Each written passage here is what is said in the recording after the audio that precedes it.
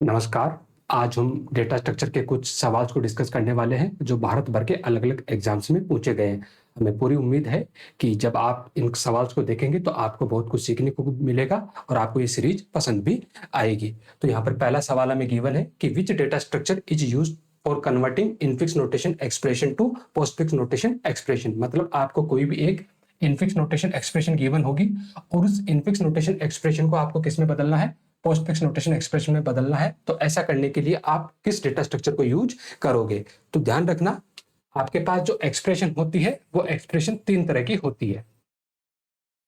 या तो आपके पास इनफिक्स नोटेशन एक्सप्रेशन होगी, या फिर आपके पास प्रीफिक्स नोटेशन एक्सप्रेशन होगी, या फिर आपके पास पोस्टफिक्स नोटेशन एक्सप्रेशन होगी। ध्यान रखना, जो प्रीफिक्स नोटेशन एक्सप्रेशन होती है उसी को आप बोलते हो पोलिश नोटेशन। कई बार सीधा सीधा सवाल आ जाता है कि पोलिश नोटेशन किसे कहते हैं। तो पोलिश नोटेशन का मतलब होता है प्रीफिक्स एक्सप्रेशन, और जो आपका पोस्टफिक्स नोटेशन एक्सप्रेशन होता है उसको हम बोलते हैं reverse Polish notation. Reverse Polish notation, इसको शॉर्ट में कई बार हम आरपीएन भी बोलते हैं, रिवर्स पोलिश नोटेशन। तो इनफिक्स नोटेशन एक्सप्रेशन का मतलब क्या होता है कि किसी भी एक्सप्रेशन में अगर आपका जो ऑपरेटर है वो ऑपरेंड के बीच में लिखा जाए तो उसको हम क्या बोलेंगे, इनफिक्स नोटेशन एक्सप्रेशन। किसी भी एक्सप्रेशन में अगर आपका ऑपरेटर ऑपरेंड से पहले लिखा जाए तो वो प्रीफिक्स नोटेशन एक्सप्रेशन, और किसी भी एक्सप्रेशन में अगर आपका ऑपरेटर ऑपरेंड के बाद में लिखा जाए तो उसको आप क्या बोलोगे यहाँ पर, पोस्टफिक्स नोटेशन एक्सप्रेशन। तो यहां पर इनफिक्स नोटेशन एक्सप्रेशन का मतलब क्या होगा, ए प्लस बी। यहां पर जो आपका ऑपरेटर आ रहा है वो ऑपरेंड के बीच में आ रहा है। प्रीफिक्स नोटेशन एक्सप्रेशन का मतलब ऑपरेटर आपका पहले आएगा और उसके बाद आपके क्या आएंगे, ऑपरेंड्स आएंगे। और पोस्टफिक्स नोटेशन एक्सप्रेशन का मतलब पहले आपके ऑपरेंड आएंगे और उसके बाद क्या आएगा, आपका ऑपरेटर आएगा। तो अब यहां पर सवाल ये पूछा था कि इस इनफिक्स नोटेशन एक्सप्रेशन को पोस्टफिक्स में बदलने के लिए किस डेटा स्ट्रक्चर का हम यूज करेंगे। तो देखो, आपके पास कोई भी इनफिक्स नोटेशन एक्सप्रेशन हो सकती है। उस इनफिक्स नोटेशन एक्सप्रेशन को आप प्रीफिक्स में भी कन्वर्ट कर सकते हो और उस इनफिक्स नोटेशन एक्सप्रेशन को आप पोस्टफिक्स में भी कन्वर्ट कर सकते हो। और इतना ही नहीं, आप किसी भी गिवन प्रीफिक्स नोटेशन एक्सप्रेशन को आप पोस्टफिक्स में भी कन्वर्ट कर सकते हो और किसी भी गिवन पोस्टफिक्स एक्सप्रेशन को आप प्रीफिक्स में भी कन्वर्ट कर सकते हो। और इसके अलावा बात आती है इनके इवेल्युएशन की, क्योंकि मान के चलो अगर मैंने आपको बोला कि बताओ 3+5 क्या होगा, तो आपका सीधा सा जवाब होगा कि इसकी वैल्यू क्या आएगी, 8 आएगी। आपने कैसे सोल्व किया, क्योंकि आपको पता था कि इनफिक्स नोटेशन एक्सप्रेशन में हम किस तरीके से एक्सप्रेशन को इवेल्युएट करते हैं, क्योंकि बचपन से लेकर अब तक हमने पढ़ी क्या है, इनफिक्स नोटेशन एक्सप्रेशन तो पढ़ी है। तो इनफिक्स नोटेशन एक्सप्रेशन को कैसे सोल्व किया जाता है ये बात हमें पहले से पता होती है। लेकिन मान के चलो आपको इवेल्युएशन करना हो प्रीफिक्स एक्सप्रेशन का और आपको इवेल्युएशन करना हो पोस्टफिक्स एक्सप्रेशन का, ये जितने भी काम है कन्वर्जन और इवेल्युएशन, इनको करने के लिए आपको एक खास डेटा स्ट्रक्चर की रिक्वायरमेंट होती है। और उस खास डेटा स्ट्रक्चर को आप क्या बोलते हो, स्टैक डेटा स्ट्रक्चर। मतलब जब भी आप किसी एक्सप्रेशन की बात करते हो तो एक्सप्रेशन का सिंपल सा मतलब यही तो होता है कि ऑपरेटर और ऑपरेंड का जो कॉम्बिनेशन है उस कॉम्बिनेशन को हम क्या बोलेंगे, एक्सप्रेशन बोलेंगे। जब आपको किसी भी इनफिक्स नोटेशन एक्सप्रेशन को प्रीफिक्स या पोस्टफिक्स में कन्वर्ट करना हो, या किसी भी प्रीफिक्स एक्सप्रेशन या पोस्टफिक्स एक्सप्रेशन का आपको इवेल्युएशन करना हो, तो उस केस में आपके पास में ऑपरेटर होंगे और ऑपरेंड्स होंगे। तो उन ऑपरेटर और ऑपरेंड्स को डील करने के लिए आप कौन से डेटा स्ट्रक्चर को यूज करते हो, स्टैक डेटा स्ट्रक्चर को यूज करते हो। जहां पर स्टैक का जो प्रिंसिपल होता है वो क्या होता है, लिपो प्रिंसिपल पे ये काम करता है। मतलब लास्ट इन फर्स्ट आउट। और लास्ट इन फर्स्ट आउट का सिंपल सा मतलब ये होता है कि जो एलिमेंट सबसे आखिरी में आया था उसको हम क्या करने वाले हैं, सबसे पहले प्रोसेस करने वाले हैं। तो यहां पर लिखा है कि ब्रांच नहीं, ये तो एल्गोरिथम की टेक्निक होती है जहां पर उसको हम बोलते हैं ब्रांच एंड बाउंड। ये कोई डेटा स्ट्रक्चर नहीं होता है। क्या स्टैक डेटा स्ट्रक्चर का यूज करेंगे, हाँ स्टैक डेटा स्ट्रक्चर का हम यहाँ पर यूज करेंगे इनफिक्स नोटेशन को पोस्टफिक्स में बदलने के लिए। क्या ट्री डेटा स्ट्रक्चर को यूज किया जाएगा, नहीं। क्या क्यू डेटा स्ट्रक्चर को यूज किया जाएगा, नहीं किया जाएगा। जो आपका ट्री डेटा स्ट्रक्चर होता है यहाँ पर आपको 1 to मैनी रिलेशनशिप आपको देखने को मिलती है। या मैं यूं कहूं कि जहां कहीं पर भी डेटा का हायरार्किकल रिप्रेजेंटेशन अगर आपको करना हो तो हायरार्किकल रिप्रेजेंटेशन के लिए आप किसका यूज करते हो? ट्री डेटा स्ट्रक्चर को यूज करते हो। और जो आपका क्यू डेटा स्ट्रक्चर होता है वो कौन से प्रिंसिपल पे काम करता है? आपका फीफो प्रिंसिपल पे काम करता है, मतलब first in first out principle पे ये काम करेगा। और आपका जो स्टेक होता है वो कौन से प्रिंसिपल पे काम करता है? लिफो प्रिंसिपल पे काम करता है, लास्ट इन फर्स्ट आउट पे। यहाँ पर जो एलिमेंट सबसे आखिरी में आया था उसको सबसे पहले प्रोसेस किया जाता है, और यहाँ पर जो एलिमेंट सबसे पहले आया था उसको सबसे पहले प्रोसेस किया जाएगा। आप first in first out principle को आप ऐसे समझ सकते हो कि सपोज करो आप किसी क्यू में खड़े हो, ठीक है। अब वो क्यू आपके टिकट विंडो की क्यू भी हो सकती है और वो आपके पेट्रोल पंप पे क्यू भी हो सकती है। तो जब भी आप टिकट विंडो पे या पेट्रोल पंप की क्यू में खड़े होते हो तो जो सबसे पहले आया है उसी को तो सबसे पहले प्रोसेस किया जाता है। यस, तो वहां पर कौन सा वाला प्रिंसिपल फॉलो होता है? फीफो प्रिंसिपल फॉलो होता है। और लिपो प्रिंसिपल को आप ऐसे समझ सकते हो कि सपोज करो ये हाथ है और हाथ में आपने यहाँ पर चूड़ियां पहनी है। तो जब इन चूड़ियों को बाहर निकालने की बारी आएगी तो आप किसको बाहर निकालोगे? जो चूड़ी सबसे आखिरी में पहनी थी उसी को तो आप सबसे पहले बाहर निकालोगे। तो वो किसका एग्जाम्पल हो जाएगा? लिपो का एग्जाम्पल हो जाएगा कि जो एलिमेंट सबसे आखिरी में आया था उसको सबसे पहले हमने प्रोसेस किया है। नेक्स्ट सवाल है अपने पास कि what is the value of following postfix expression. एक पोस्टफिक्स रिटर्न एक्सप्रेशन है और बोला है कि इस पोस्टफिक्स रिटर्न एक्सप्रेशन को जब आप इवेलुएट करोगे तो आपको रिजल्ट क्या देखने को मिलने वाला है। तो ध्यान रखना, जब भी आप किसी पोस्टफिक्स रिटर्न एक्सप्रेशन को इवेलुएट करते हो,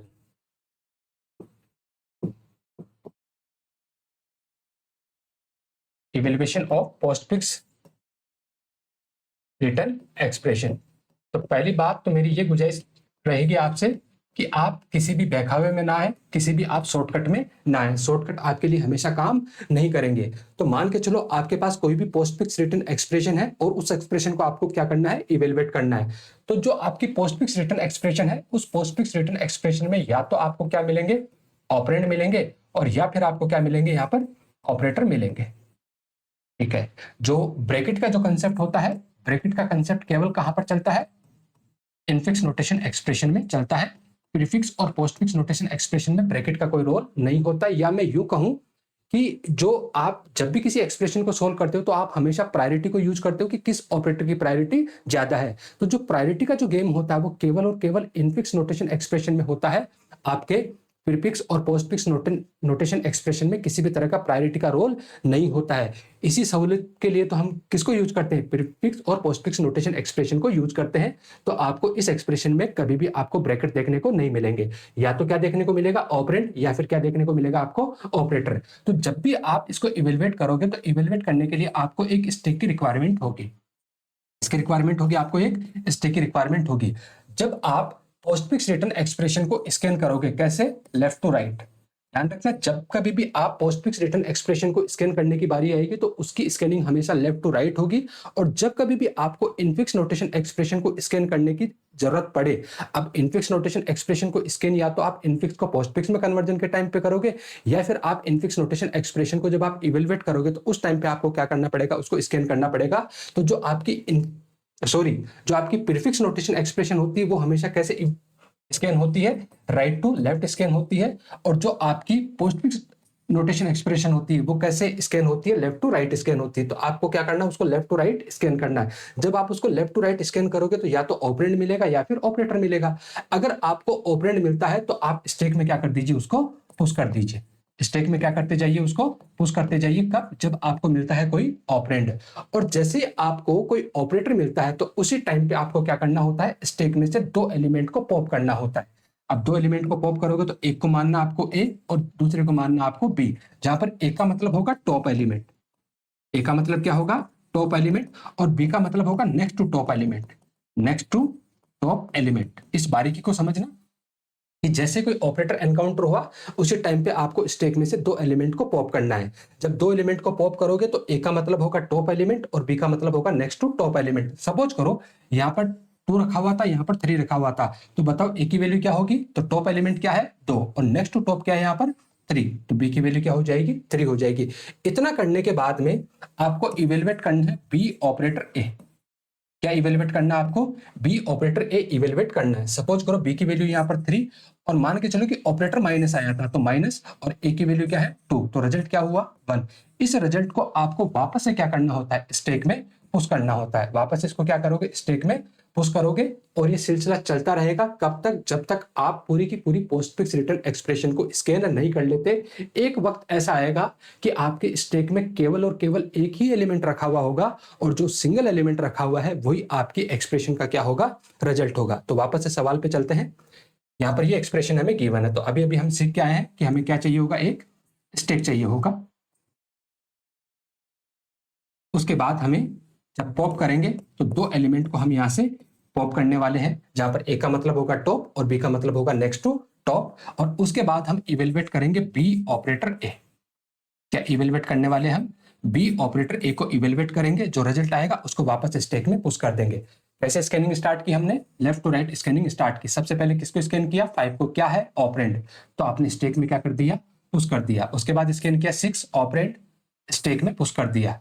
2 ऑपरेंड, स्टैक में पुश कर दिया। उसके बाद क्या मिला आपको, प्लस। और जैसे आपको ऑपरेटर मिला उसी टाइम पे आप स्टैक में से दो एलिमेंट को पॉप करोगे। तो सबसे पहले आपने 2 को पॉप किया, उसके बाद आपने 6 को पॉप किया, मतलब ये दोनों एलिमेंट स्टैक में से आपने हटा लिए हैं, पॉप कर लिए।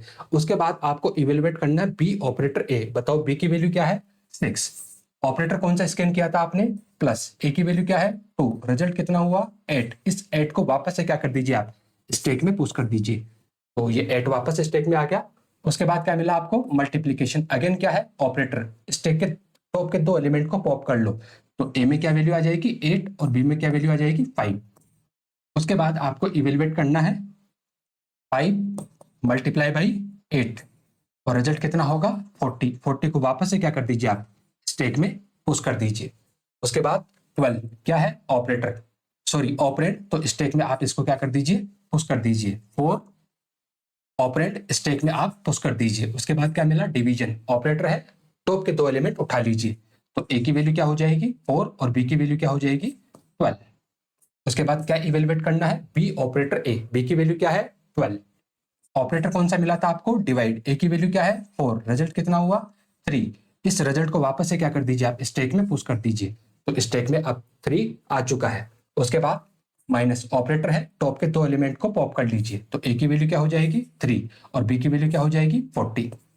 कैसे इवेलुएट करना है, बी ऑपरेटर ए। बी की वैल्यू क्या है, 40।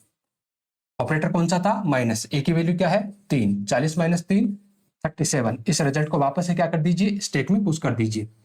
तो आपने 37 को वापस से क्या किया, स्टैक में पुश कर दिया। No more element. बताओ स्टैक में कितने एलिमेंट है, तो आप कहोगे कि स्टैक में केवल एक ही एलिमेंट है। स्टैक में क्या है, केवल एक ही एलिमेंट है, और जो एक एलिमेंट बचा हुआ है वही आपकी इस एक्सप्रेशन का क्या है, रिजल्ट है। देखो ऑप्शन में कहीं पर 37 है क्या, यस।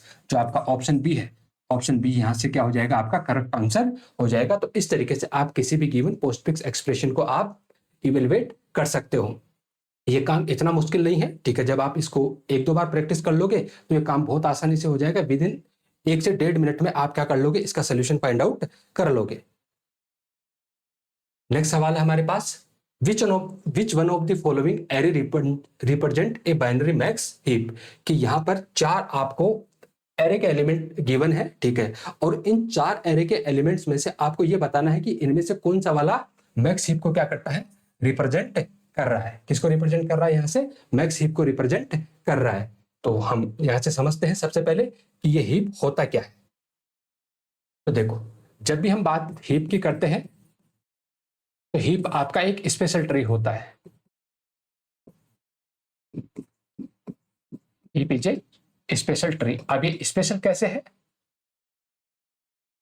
तो the value of parent node is greater than और इक्वल टू इट्स चिल्ड्रन। इसका मतलब ये हुआ कि हीप ट्री में जो भी पेरेंट नोड की वैल्यू होगी, उस पेरेंट नोड की वैल्यू हमेशा उसके चाइल्ड नोड से या तो ज्यादा होगी या फिर बराबर होगी। ये किसकी प्रॉपर्टी है, ये आपके प्रॉपर्टी है किसकी, मैक्स हीप की। ये किसकी प्रॉपर्टी है, आपके मैक्स हीप की प्रॉपर्टी है। क्योंकि जो आपका हीप होता है वो दो तरह का होता है, पहला आपका मैक्स हीप और दूसरा आपका मिन हीप। अगर आपका मिन हीप होगा तो मिन हीप में बस इतना सा चेंजेस होगा कि जो पेरेंट नोड की वैल्यू है वो छोटी या बराबर होगी किससे, उसके चिल्ड्रन से। और जो आपका मैक्स हीप होता है, मैक्स हीप में जो आपके पेरेंट नोड की जो वैल्यू होती है वो हमेशा बड़ी या बराबर होती है किससे, इसके चिल्ड्रन से। और इसके अलावा इसके पास एक एडिशनल प्रॉपर्टी और होती है कि जो आपका हीप होता है, the heap is complete binary tree. Heap कैसा होता है आपका, कंप्लीट बाइनरी ट्री होता है। अब कंप्लीट बाइनरी ट्री का मतलब यह है कि जब आप ट्री के अंदर डेटा फिल करोगे तो कंप्लीट बाइनरी ट्री में जो डेटा की फिलिंग होती है वो लेवल बाय लेवल क्या होती है, फिलिंग होती है। और जो जितने भी आपके लीफ नोड होते हैं वो हमेशा सेम लेवल पे होते हैं, सिर्फ आखिरी वाले को छोड़ के। मतलब आपके पास बहुत सारा डेटा आया, जब बहुत सारा डेटा आया तो आप लेवल बाय लेवल फिलिंग करते जाओगे।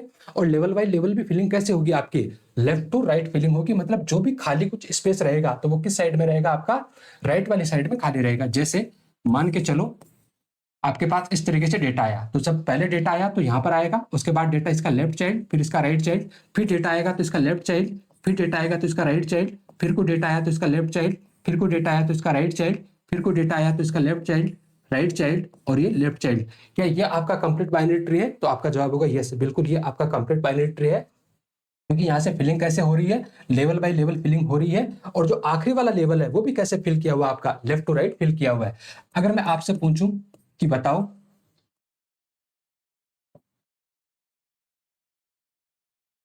क्या ये आपका कंप्लीट बाइनरी ट्री है, तो आपका जवाब होगा नहीं, ये आपका कंप्लीट बाइनरी ट्री नहीं है। यह आपका कंप्लीट बाइनरी ट्री नहीं है। क्यों नहीं है कंप्लीट बाइनरी ट्री, कि यहां से लेवल बाय लेवल तो फिलिंग हो रही है, लेकिन जो आखिरी वाला जो लेवल है उसकी जो फिलिंग है वो लेफ्ट टू राइट फिलिंग होनी चाहिए। लेकिन ये तो यहां पर क्या कर गया, मिच मैच कर गया, तो ये आपका कंप्लीट बाइनरी ट्री नहीं होगा। तो आप हीप ट्री किसको बोलोगे, यहां पर मैक्स हीप की बात हो रही है, तो मैक्स हीप के केस में जो आपका पेरेंट नोड है उसकी जो वैल्यू होगी वो हमेशा उसके चिल्ड्रन से ज्यादा या बराबर होगी। और दूसरी प्रॉपर्टी ये होगी कि जो आपका हीप होगा वो कैसा ट्री होगा, यहाँ पर कंप्लीट बाइनरी ट्री होगा। आप कुछ और बारीकियां सीखिए यहाँ पर कि जब भी हम ट्री डेटा स्ट्रक्चर की बात करते हैं तो ट्री डेटा स्ट्रक्चर में सबसे पहला ट्री हमें देखने को मिलता है बाइनरी ट्री। बाइनरी ट्री के बाद हमें देखने को मिलता है फुल बाइनरी ट्री। ये टर्मिनोलॉजी बहुत इंपॉर्टेंट होती है, ठीक है। फुल बाइनरी ट्री के बाद में हमें देखने को मिलता है कंप्लीट बाइनरी ट्री।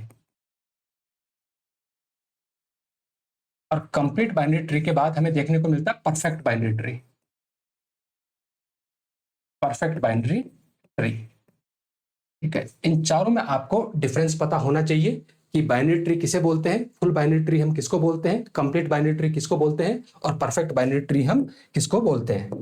तो देखो जब भी बाइनरी ट्री की बात आएगी तो बाइनरी ट्री का जो नोड होगा, ठीक है, उस नोड की जो डिग्री होगी, उस नोड की डिग्री या तो 0 हो सकती है, 1 हो सकती है या 2 हो सकती है। डिग्री का मतलब कि उस पर्टिकुलर नोड के कितने चाइल्ड होंगे, ठीक है। तो बाइनरी ट्री में या तो आपका जो नोड होगा वो 0 डिग्री नोड हो सकता है, या आपका वो 1 डिग्री नोड हो सकता है, या फिर आपका वो 2 डिग्री नोड हो सकता है। एक और चीज आप ध्यान रखना ट्री में, कि ट्री में किसी भी नोड की जो डिग्री है, अगर वो डिग्री आपकी 0 है तो इस टाइप के नोड को हम बोलते हैं लीफ नोड। क्या बोलेंगे, लीफ नोड। और लीफ नोड को कई बार हम क्या बोलते हैं, एक्सटर्नल नोड। क्या बोलते हैं, एक्सटर्नल नोड हम बोलते हैं। और जिसकी डिग्री जो है वो 0 के अलावा या तो 1 हो सकती है या 2 हो सकती है, तो ऐसे नोड को हम क्या बोलेंगे, non leaf node. Non leaf node, या इसी का दूसरा नाम होता है हमारे पास इंटरनल नोड। या तो हम क्या बोलेंगे उसको, नॉन लीफ नोड, या फिर हम उसको बोलेंगे इंटरनल नोड। तो बाइनरी ट्री जो होगा उसके नोड की डिग्री या तो 0 हो सकती है, 1 हो सकती है, या फिर 2 हो सकती है। आप फुल बाइनरी ट्री किसको बोलोगे, ऐसा नोड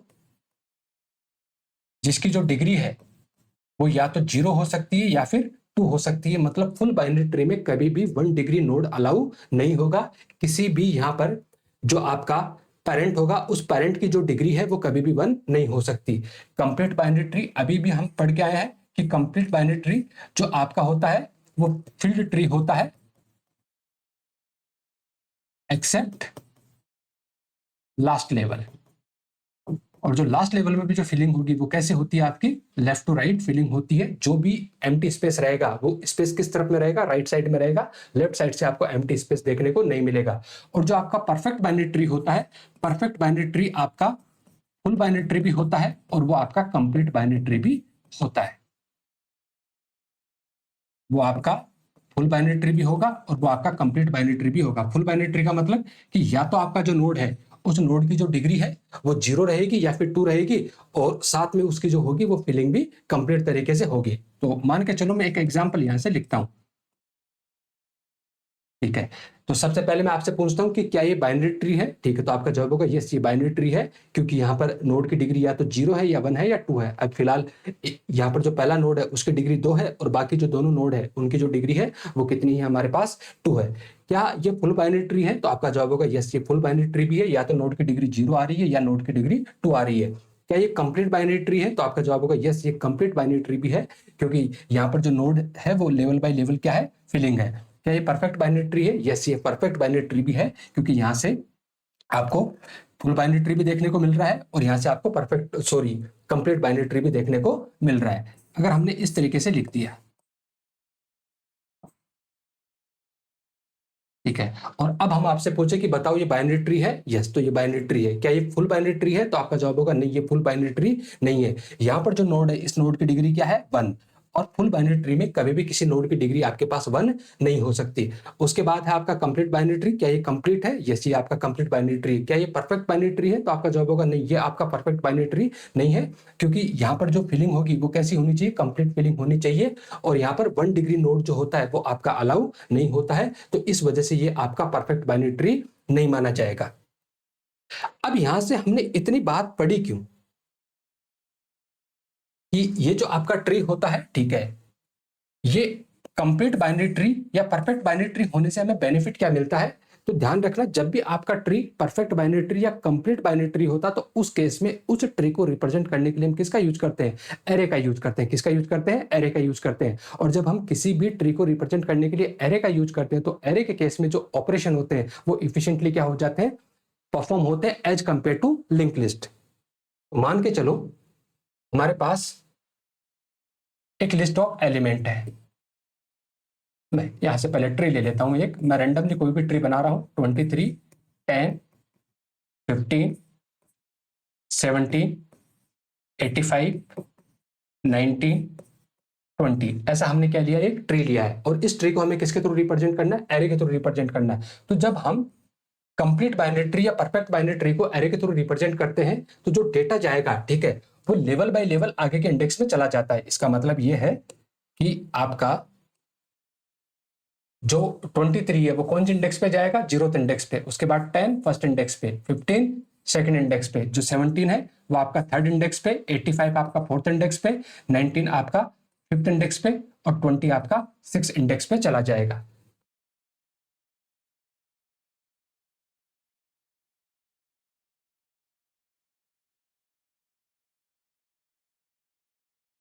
ठीक है, तो इंडेक्स क्या है यहाँ पर, 0, 1, 2, 3, 4, 5 एंड 6। तो यहाँ पर आ जाएगा आपका 23, 10, 15, 17, 85, 19 एंड 20। अभी मैं आपसे ये पूछूं कि बताओ 19 का पेरेंट कौन है, मैं आपसे पूछता हूं कि बताओ 19 का पेरेंट कौन है, तो आप कहोगे कि 19 का पेरेंट तो कौन है, 15 है। फिर मैं आपसे पूछता हूं कि बताओ 10 का राइट चाइल्ड कौन है, तो आप बताओगे कि 10 का राइट चाइल्ड क्या है, 85, क्योंकि 10 का राइट चाइल्ड क्या दिख रहा है आपको, 85 दिख रहा है। अब मैं यहां से सब कुछ हाइड कर लूं, और हाइड करने के बाद केवल और केवल आपको एरे दूं, और एरे के बेसिस पे आपसे मैं ये पूछूं कि बताओ यहां से 15 का राइट चाइल्ड कौन सा है, या 17 का पेरेंट कौन सा है, या 20 का पेरेंट्स कौन सा है, तो क्या आप बता सकते हो? तो एक बार के लिए तो आप बोलोगे कि नहीं, बिल्कुल नहीं बता सकते, हम एरे को देखे कैसे बता सकते हैं। और मान के चलो यहाँ तो डेटा बहुत कम है, तो जब डेटा बहुत कम है तो आपने ट्री भी बना लिया, अब यहाँ से बहुत सारा डेटा आ रहा है, तो उस केस में आप ट्री बना के तो देखोगे नहीं, तो कोई ना कोई मैकेनिज्म आपके पास होना चाहिए जिसके थ्रू आप लेफ्ट चाइल्ड, राइट चाइल्ड और पेरेंट की क्या कर सको, इंडेक्स को कैलकुलेट कर सको। तो जब भी आप किसी भी ट्री को एरे के थ्रू आप इंप्लीमेंट करते हो, अब जब हम किसी की बात करें तो हीप ट्री हमेशा क्या होगा, आपका एरे के थ्रू इंप्लीमेंट होता है। तो उस केस में आप लेफ्ट चाइल्ड के इंडेक्स कैसे पता लगाओगे, तो लेफ्ट चाइल्ड के इंडेक्स पता लगाने के लिए आपके पास फॉर्मूला होता है 2i+1। अगर आपको राइट चाइल्ड के इंडेक्स पता करनी है तो राइट चाइल्ड के इंडेक्स पता करने का फॉर्मूला होता है 2i+2।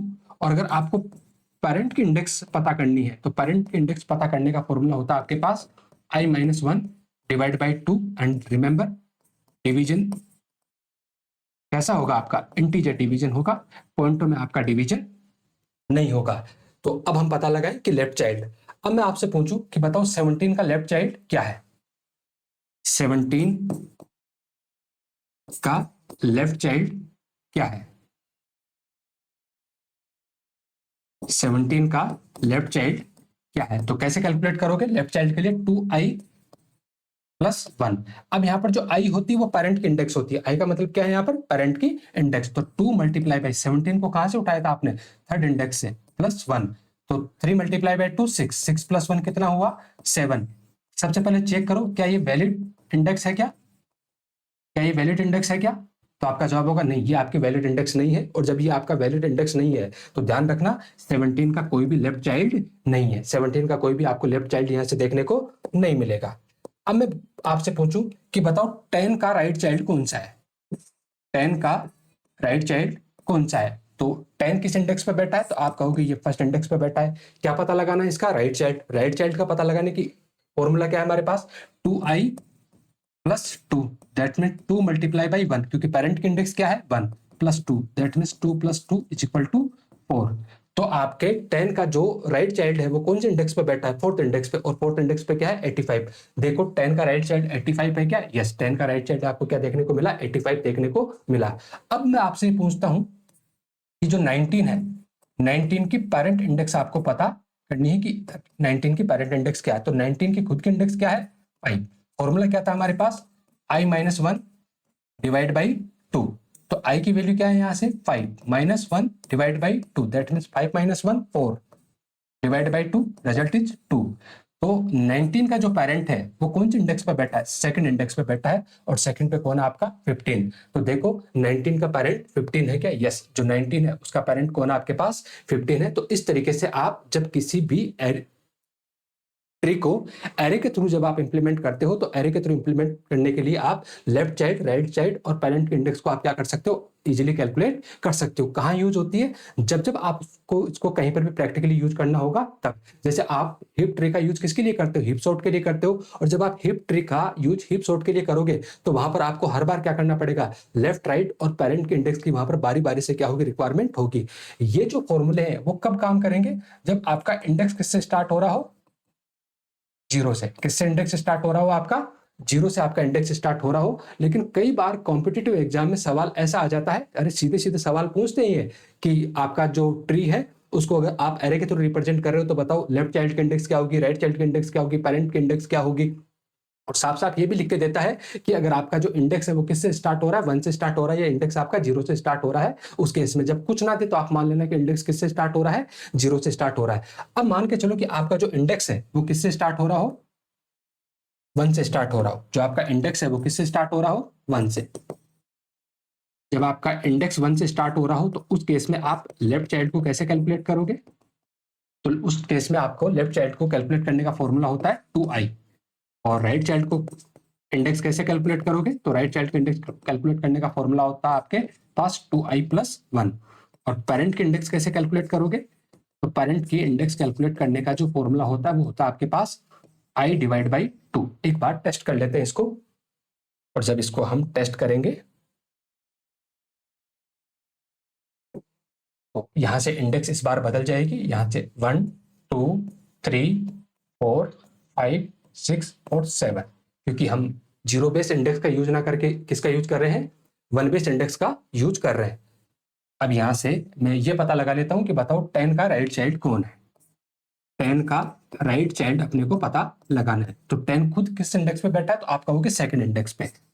और राइट चाइल्ड का फॉर्मूला हमने क्या पढ़ा था? 2i+1। 2i+1, तो 2 मल्टीप्लाई बाई i की वैल्यू क्या है? 2+1, दैट मीन्स 4 + 1 = 5। तो जो 10 का राइट चाइल्ड है वो कौन से इंडेक्स पे बैठा है? फिफ्थ इंडेक्स पे। और 10 का राइट चाइल्ड फिफ्थ इंडेक्स पे मतलब 85। देखो 10 का राइट चाइल्ड कौन है आपके पास? 85 है क्या? यस। तो इस तरीके से आप क्या कर सकते हो? 1 बेस इंडेक्स में भी आप लेफ्ट, राइट और पेरेंट की इंडेक्स आप कैलकुलेट कर सकते हो। अब हम वापस से चलते हैं कहां पर? उस सवाल पे जहां से हम उसको छोड़ के आए थे। ये रहा सवाल हमारे पास। सारी कहानी समझने के बाद अब हमें पता लग गया है कि ये जो एरे है, इस एरे के थ्रू हम मैक्स हीप को किस तरीके से रिप्रेजेंट करवाएंगे। मैक्स हीप की प्रॉपर्टी ध्यान रखना है कि जो पेरेंट की जो वैल्यू होगी वो हमेशा चाइल्ड से क्या होगी? या तो ज्यादा होगी या फिर बराबर होगी। जो पहले वाला ऑप्शन है उससे क्या बना लीजिए आप? एरे बना लीजिए, सॉरी, उससे आप क्या बना लीजिए? ट्री। और जब आप उससे ट्री बनाओगे तो हमें पता है कि जो सबसे पहला होता है वो रूट होता है। तो यहां से हो जाएगा आपके पास 26, उसके बाद 13। क्या प्रॉपर्टी सेटिस्फाई कर रही है कि यस 13 क्या उससे छोटा है, कोई प्रॉब्लम नहीं है। उसके बाद 17, क्या 17 26 से छोटा है, यस। 17 के बाद में आपका 14, क्या आपका 14 13 से छोटा है, नहीं।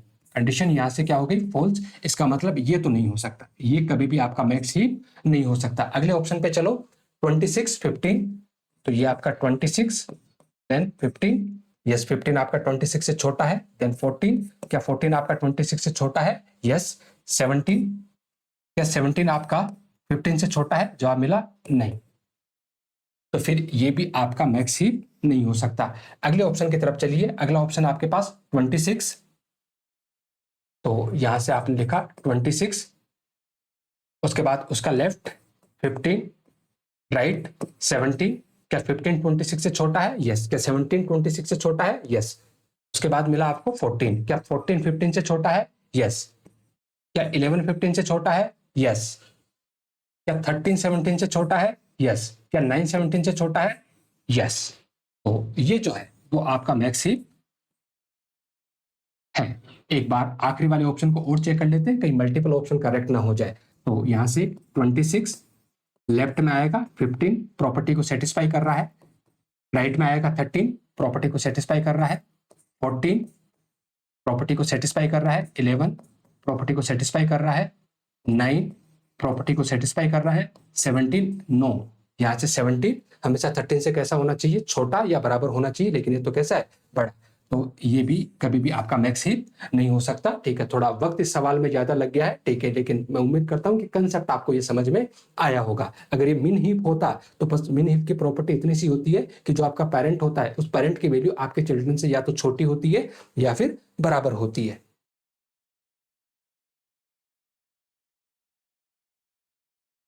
अगले सवाल की तरफ चलते हैं। लिखा है कि विच of the following problem can not be solve optimally using A greedy approach. ठीक है, यहां पर ये 4 प्रॉब्लम आपको गिवन है और पूछा है कि इन चारों प्रॉब्लम में से ग्रिडी अप्रोच के थ्रू आप ऑप्टिमली इसको सोल्व नहीं कर सकते। ऑप्टिमली सोल्व का मतलब होता है best possible solution.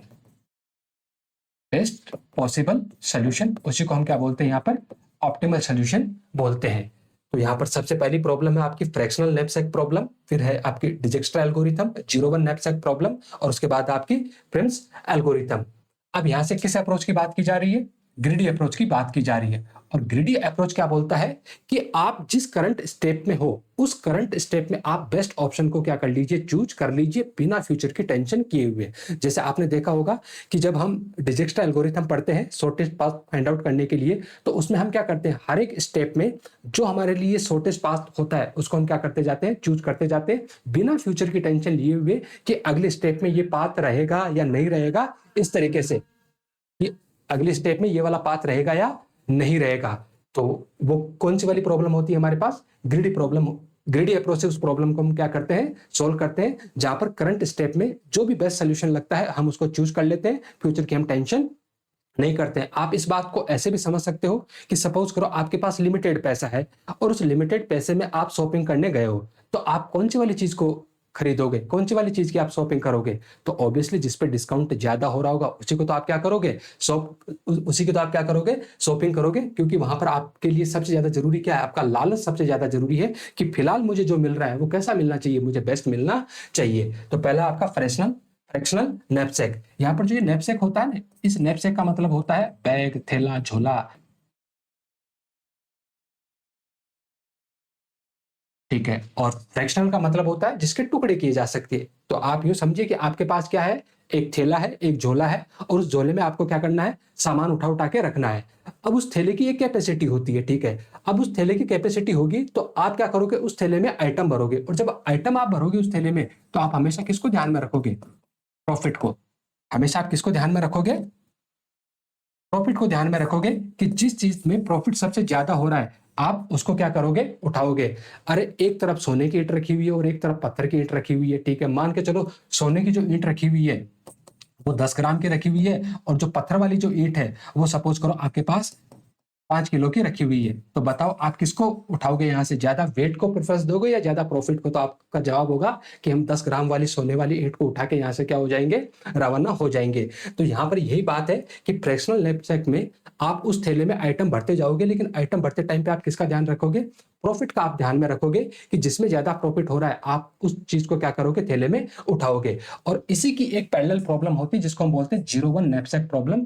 0-1 knapsack problem में या तो आपको आइटम को उठाना है या फिर आप आइटम को छोड़ना है। यहां पर टुकड़े वाली बात नहीं होती है। यहां पर तो आप फ्रैक्शनल नैपसैक में तो आप क्या कर सकते थे कि इसमें से सपोज करो कि आपको 2 ग्राम चाहिए होता है तो आप इसमें से 2 ग्राम ले लेते, इसमें से सपोज करो आपको 1 ग्राम चाहिए होता है तो आप इसमें से 1 ग्राम ले लेते। लेकिन जो आपका 0-1 नैपसैक होता है उसमें या तो आपको लेना है या फिर आपको छोड़ना है। डिटेक्टर एल्गोरिथम का काम क्या होता है, ठीक है, कि all paired shortest path problem को सोल्व करने का, कि आपके पास कोई भी एक वर्टेक्स है, उस वर्टेक्स से आपको डेस्टिनेशन पे जाना है तो उसका शॉर्टेस्ट पाथ आपको डिजिक्स्ट्रा बता देगा। लेकिन ना केवल ये इतना बताता है, ये सपोज करो कि आपके पास कुछ इस तरीके का ग्राफ है, ऐसा कुछ आपके पास ग्राफ है, तो ये क्या करेगा, यहां से ए से बी की भी शॉर्टेस्ट डिस्टेंस बताएगा, ए से सी की भी बताएगा, ए से डी की भी शॉर्टेस्ट डिस्टेंस बताएगा और ए से ई की भी क्या करेगा, ये शॉर्टेस्ट डिस्टेंस बताता है। इसलिए इसको हम बोलते हैं all pair shortest path problem को ये क्या कर देता है, सोल्व कर देता है। और जो आपका प्रिम्स एल्गोरिथम होता है, प्रिम्स एल्गोरिथम का काम क्या होता है, एमएसटी फाइंड आउट करने का। क्या फाइंड आउट करने का, एमएसटी। और एमएसटी की फुल फॉर्म होती है minimum spanning tree, minimum spanning tree. अभी स्पैनिंग ट्री क्या होता है, आगे सवाल आएगा हमारे पास तब हम इनको डिस्कस कर लेंगे। तो ध्यान रखना, ग्रेडी अप्रोच से आपका फ्रैक्शनल नैपसैक प्रॉब्लम को सोल्व किया जा सकता है। क्या डिजिक्स्ट्रा को सोल्व किया जा सकता है? यस, ये भी लालच ही होता है यहाँ पर, ठीक है, कि करंट में अपने को क्या है, सबसे बेस्ट मिल जाए। क्या प्रिम्स एल्गोरिथम? यस, ये भी सोल्व किया जा सकता है। क्या 0-1 नैपसैक प्रॉब्लम को ग्रेडी अप्रोच से सोल्व किया जा सकता है? तो आपका जवाब होगा नहीं, इसको आप ग्रेडी अप्रोच से सोल्व नहीं कर सकते। तो फिर इसके लिए आप किसका यूज करते हो, इसके लिए आप डीपी का यूज करते हो। किसका यूज करते हो, डीपी का। और डीपी का मतलब होता है आपके पास डायनेमिक प्रोग्रामिंग। क्या होता है, डायनेमिक प्रोग्रामिंग। अभी डायनेमिक प्रोग्रामिंग क्या होता है, आगे सवाल हमारे पास, तब हम इन चीजों को और डिटेल में डिस्कस कर लेंगे। तो इनमें से यही पूछा था कि किसको आप ऑप्टिमली सॉल्व नहीं कर सकते। तो आप किसको ऑप्टिमली सॉल्व नहीं कर सकते, 0-1 नैपसैक प्रॉब्लम को आप ग्रेडी अप्रोच से सॉल्व नहीं कर सकते, जबकि फ्रैक्शनल नैपसैक प्रॉब्लम को आप सोल्व कर सकते हो, डिजिक्स्ट्रा एल्गोरिथम को आप सोल्व कर सकते हो। और प्रिम्स एल्गोरिथम जो होती है वो भी किसके थ्रू सोल्व होती है, आपकी ग्रेडी अप्रोच के थ्रू ही सोल्व होती है। अगला सवाल है, which of the following best describe the technique for solving optimization problem where making the locally optimal choice at each step lead to globally optimal solution. कि इनमें से कौन सी टेक्निक है जहां पर आप क्या करते हो, हर एक स्टेप में आप क्या करते हो, बेस्ट सोल्यूशन को उठाते हो, और हर एक स्टेप में बेस्ट सोल्यूशन को उठाते उठाते आखिरी में आप उसका जो फाइनल आंसर होता है, जो ग्लोबल सोल्यूशन होता है, वो भी आप कैसा फाइंड आउट कर लेते हो, बेस्ट फाइंड आउट कर लेते हो, ऑप्टिमल फाइंड आउट कर लेते हो। तो अभी अभी तो हम पढ़ के आए, ग्रेडी अप्रोच में हम यही तो करते हैं कि करंट स्टेप में हम क्या करते हैं, बेस्ट पाथ को चुन लेते हैं, बेस्ट जो भी हमारे पास सोल्यूशन होता है उसको हम सेलेक्ट कर लेते हैं बिना फ्यूचर की हम टेंशन किए हुए। और जब इस तरीके से हम करते जाते हैं तो फ्यूचर में जो आंसर मिलता है हमें, वो हमेशा कैसा मिलता है, ऑप्टिमल ही मिलता है। तो देखो कहीं ऑप्शन में, यस, ऑप्शन नंबर सी जो है वो आपका यहाँ से करेक्ट आंसर हो जाएगा। ग्रेडी मेथड के थ्रू हम क्या, ग्रेडी मेथड इस पर्टिकुलर प्रॉब्लम स्टेटमेंट का सोल्यूशन है, या उस पर्टिकुलर प्रॉब्लम स्टेटमेंट को ग्रीडी मेथड के थ्रू हम क्या कर सकते हैं, रिप्रेजेंट करवा सकते हैं। तो ध्यान रखना, जब भी आपके पास कोई प्रॉब्लम होती है, उस प्रॉब्लम को सोल्व करने के कई सारे तरीके होते हैं। उन कई सारे तरीकों में जो सबसे कॉमन तरीका होता है उसको हम बोलते हैं ब्रूट फोर्स मेथड। क्या बोलते हैं उसको हम, ब्रूट फोर्स मेथड बोलते हैं। जो दूसरा तरीका होता है जिसके थ्रू हम किसी भी गिवन प्रॉब्लम को सोल्व कर सकते हैं या किसी भी गिवन एल्गोरिथम को हम रिप्रेजेंट कर सकते हैं, तो उसके लिए होता है हमारे पास ग्रीडी मेथड। ग्रेडी मेथड के बाद में हम यूज करते हैं डिवाइड एंड कनकर का, divide and conquer method. Divide and conquer के बाद में हमारे पास आता है बैक ट्रैकिंग। क्या आएगा हमारे पास, बैक ट्रैकिंग। और बैक ट्रैकिंग के बाद आता है हमारे पास ब्रांच एंड बाउंड, ठीक है। और आखिरी में आता है हमारे पास डायनेमिक प्रोग्रामिंग। हालांकि ऐसे तो और भी बहुत सारी टेक्निक होती है हमारे पास, जैसे हमारा इटरेटिव मेथड भी होता है। हम किसी भी गिवन प्रॉब्लम को रिकर्सिव मेथड से भी क्या कर सकते हैं, सोल्व कर सकते हैं। इटरेटिव मेथड से सोल्व करने का मतलब होता है कि हम वहां पर किसका यूज करते हैं, आमतौर पे लूप का यूज करके किसी भी गिवन प्रॉब्लम का सोल्यूशन फाइंड आउट करते हैं। और रिकर्सिव अप्रोच में हम क्या करते हैं, फंक्शन रिकर्जन का यूज करते हैं। और फंक्शन रिकर्जन का मतलब होता है जहां पर एक फंक्शन अपने आप को बार बार कॉल करता रहता है। तो इटरेटिव मेथड में लूप का यूज करेंगे और रिकर्सिव मेथड में फंक्शन रिकर्जन का यूज करते हैं। लेकिन मोटा माटी हमारे पास जो ऊपर वाली जो टेक्निक है, टोटल 6 टेक्निक है, उनसे कई बार आजकल सवाल पूछे जाने लग गए। तो सबसे पहला होता है आपके पास brute force method. Brute force method को आप इस तरीके से समझ लीजिए कि आपके पास जितने भी पॉसिबल सोल्यूशन होते हैं, आप सारे सोल्यूशन को क्या करते हैं, एक्सप्लोर करते हैं। और उसके बाद उनमें से जो बेस्ट सोल्यूशन आपको मिलता है, आप उसको क्या कर लेते हैं, चूज कर लेते हैं। आप यूं समझ लीजिए कि किसी क्लास में किसी स्टूडेंट का रोल नंबर आपको फाइंड आउट करना था, तो आपने क्या उठाया, लिस्ट उठाई। और लिस्ट उठा के आपने क्या किया, शुरू से लेकर आखिरी तक उस लिस्ट को क्या किया, आपने चेक किया। तो वो किस कैटेगरी में जाएगा, ब्रूट फोर्स मेथड की कैटेगरी में जाएगा। जैसे सपोज करो आपको किसी के पासवर्ड को हैक करना है, ठीक है, या किसी के पासवर्ड का पता लगाना है, तो आप कौन सी वाली टेक्निक को यूज करते हो, ब्रूट फोर्स मेथड को आप यूज करते हो। ब्रूट फोर्स को वैसे हिंदी में बोलते हैं गधों की तरह मेहनत करना। आप क्या करते हो, गधों की तरह मेहनत करते हो। जितने पॉसिबल पाथ बन सकते हैं, जितने पॉसिबल सोल्यूशन बन सकते हैं, वो सारे के सारे आप क्या करते हो, ट्राई करते हो। और जब आप सारे के सारे ट्राई करते हो, तो कहीं ना कहीं आपको वहां से उसमें सफलता मिली जाती है। तो इस ब्रूट फोर्स मेथड को कौन सी वाली एल्गोरिथम सपोर्ट करती है, तो ब्रूट फोर्स मेथड में आपका जो लीनियर सर्च होता है, लीनियर सर्च के अलावा जो आपका बबल सॉर्ट होता है, ठीक है, जो आपका सिलेक्शन सॉर्ट होता है, ये सारे के सारे किस कैटेगरी में जाते हैं, आपके ब्रूट फोर्स की कैटेगरी में जाते हैं। उसके बाद आता है आपका ग्रेडी मेथड। और ग्रेडी मेथड को हम अभी भी डिस्कस करके आ चुके हैं कि करंट स्टेप में जो भी बेस्ट सोल्यूशन हमें मिलता है, उस बेस्ट वाले सोल्यूशन को हम क्या कर लेते हैं, यूज कर लेते हैं बिना फ्यूचर की टेंशन किए हुए। तो ग्रेडी मेथड के थ्रू हम डिजक्स्ट्रा एल्गोरिथम को सोल्व करते हैं। डिजक्स्ट्रा के अलावा जो फ्रैक्शनल नैपसैक प्रॉब्लम है, उसको हम सोल्व कर लेते हैं। अलावा जो हमारा प्रिम्स एल्गोरिथम है, ठीक है, तो भी हम किसके थ्रू सोल्व करते हैं, ग्रेडी मेथड के थ्रू सोल्व करते हैं। उसके बाद अगला जो आता है वो आता है हमारे पास divide and conquer method. Divide and conquer method का सिंपल सा मतलब होता है कि आपके सामने लार्ज साइज की प्रॉब्लम है, उस लार्ज साइज की प्रॉब्लम को आप स्मॉल स्मॉल सब प्रॉब्लम में क्या करोगे, डिवाइड करोगे। जब लार्ज साइज की प्रॉब्लम को आपने स्मॉल स्मॉल सब प्रॉब्लम में डिवाइड कर लिया, तो उसके बाद आप हर एक इंडिविजुअल सब प्रॉब्लम को आप क्या करोगे, अलग से सोल्व करोगे, उसको आप इंडिविजुअली सोल्व करोगे। और इंडिविजुअली सोल्व करने के बाद जो सोल्यूशन आया, उस सोल्यूशन को आप क्या करोगे, कंबाइन करोगे। और जब आप उस सोल्यूशन को कंबाइन करोगे, तो आपको आपकी ओरिजिनल प्रॉब्लम का क्या मिल जाएगा, सोल्यूशन मिल जाएगा। मतलब डिवाइड एंड कनकर में सबसे पहले आप प्रॉब्लम को डिवाइड करते हो, डिवाइड करने के बाद कनकर करते हो, और कनकर करने के बाद आप क्या करते हो, उसको कंबाइन करते हो। डिवाइड का मतलब कि सपोज करो आपके पास कोई एन साइज की प्रॉब्लम है, तो उन एन साइज की प्रॉब्लम को आपने बहुत सारे पार्ट में क्या कर लिया, डिवाइड कर लिया। और तब तक आपने डिवाइड किया जब तक वो स्मॉलेस्ट पार्ट इंडिविजुअली सोल्व नहीं हो जाता, तब तक। कनकर अप्रोच में आपने ये जो डिवाइड किए हैं सब प्रॉब्लम, इस सब प्रॉब्लम का आपने क्या किया, सोल्यूशन फाइंड आउट किया। और कंबाइन में आपने जितने भी कनकर वाले स्टेप में सोल्यूशन आपने फाइंड आउट किए थे, उन सोल्यूशन को आपने क्या कर दिया, वापस से कंबाइन कर दिया, वापस से आपने क्या कर दिया, मर्ज कर दिया। तो ये अप्रोच कौन सी वाली होती है, आपकी डिवाइड एंड कनकर अप्रोच। और डिवाइड एंड कनकर अप्रोच में आमतौर पर आप बाइनरी सर्च का यूज करते हो।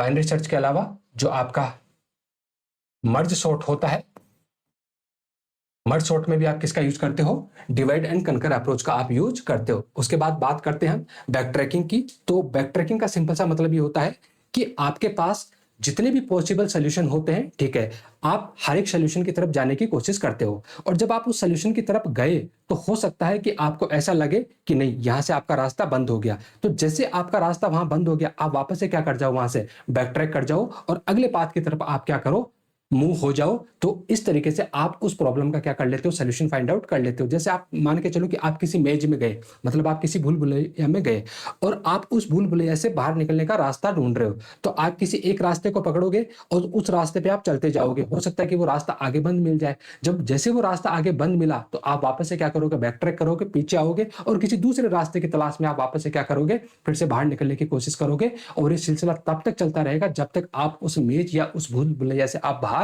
नहीं आ जाते। तो ये कौन सी वाली टेक्निक होती है, आपकी बैक ट्रैकिंग की टेक्निक होती है। उसके बाद आता आपके पास ब्रांच एंड बाउंड। जो ब्रांच एंड बाउंड होता है वो आपका बैक ट्रैकिंग का ही एक स्मार्ट अप्रोच होता है। मतलब बैक ट्रैकिंग में आप क्या करते हो कि किसी भी सोल्यूशन की तरफ गए और उस सोल्यूशन पे आप तब तक मूव करते रहते हो जब तक आपको डेड एंड नहीं मिल जाता, या जब तक आपको सोल्यूशन नहीं मिल जाता तब तक। लेकिन ब्रांच एंड बाउंड में आप क्या करते हो, उसके बहुत सारे जो सोल्यूशन है उन सोल्यूशन को आप पैरेलली क्या करते रहते हो, एक्सप्लोर करते रहते हो। और जब आप पैरेलली उनको एक्सप्लोर करते रहते हो, उसी टाइम पे आप ये भी देखते रहते हो कि इनमें से कौन सा वाला जो सोल्यूशन है वो आगे जाके रुकेगा, या कौन से वाले सोल्यूशन से हमें सोल्यूशन, या कौन से वाले पाथ से हमें सोल्यूशन मिल जाएगा। तो जहां पर भी आपको ये लगता है कि ये जो पाथ है, ये जो ब्रांच है, ठीक है, इनसे हमें सोल्यूशन नहीं मिलने वाला, तो आप उसी टाइम पे उस ब्रांच को क्या कर देते हो, बंद कर देते हो, उस पाथ को आप बंद कर देते हो। मतलब आप बाउंड कर देते हो कि नहीं, अब इसको आगे हमें सोल्व नहीं करना है। जो डायनेमिक प्रोग्रामिंग जो आपका होता है, डायनेमिक प्रोग्रामिंग में कुछ इस तरीके के अप्रोच को यूज में किया जाता है कि कई बार हमारे सामने ऐसी सिचुएशन आती है कि जो हमारी सब प्रॉब्लम होती है वो बार बार अकर होती है।